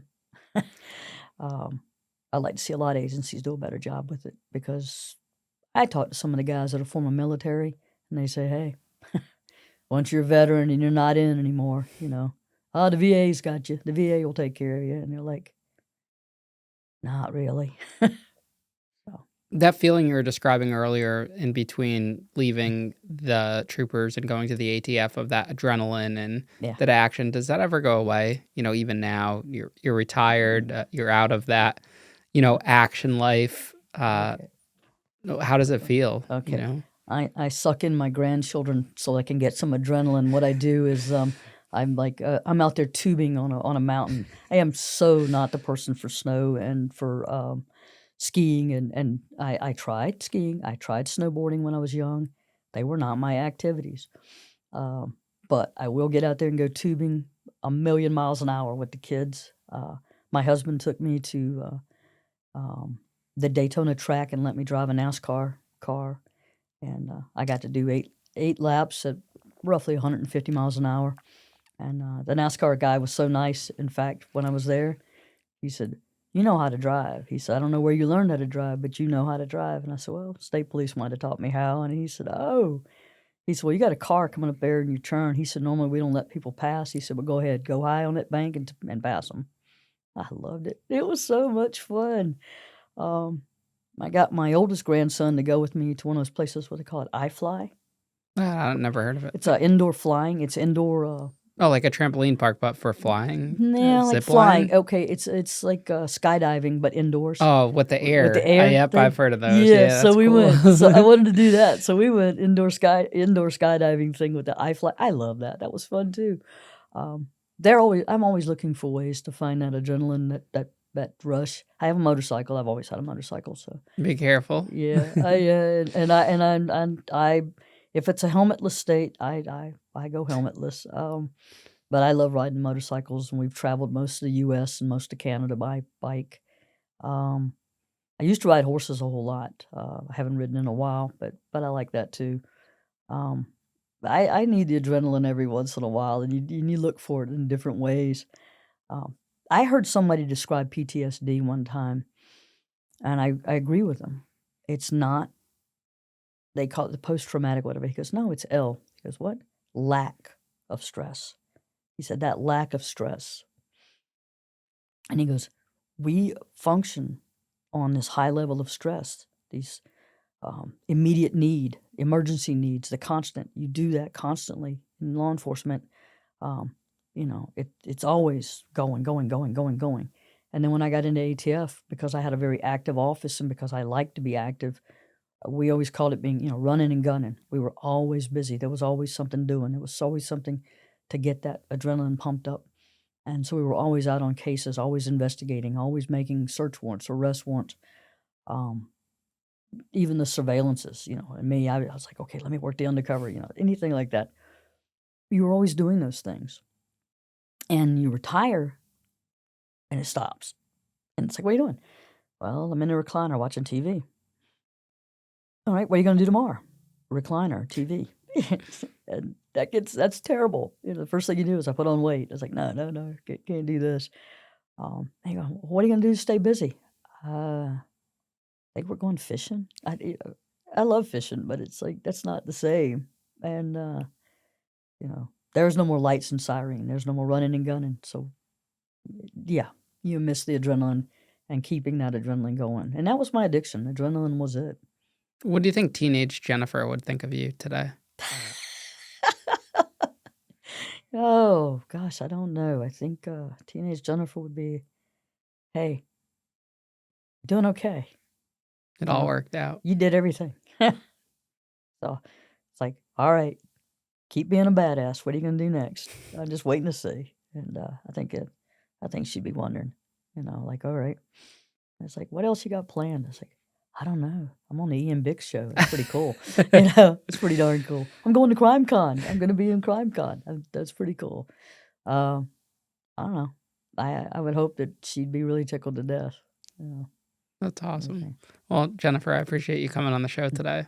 This Thank you is an very much. incredible interview. Thank So you very good. much. Yeah, almost 3 hours long. Oh, And gosh. you did great. Yeah. Well, And you thank thought you wouldn't be interesting. I didn't think I would be, no. We'll have the description to your book in the description of this episode too. And thanks so much for coming here today. Thanks a lot.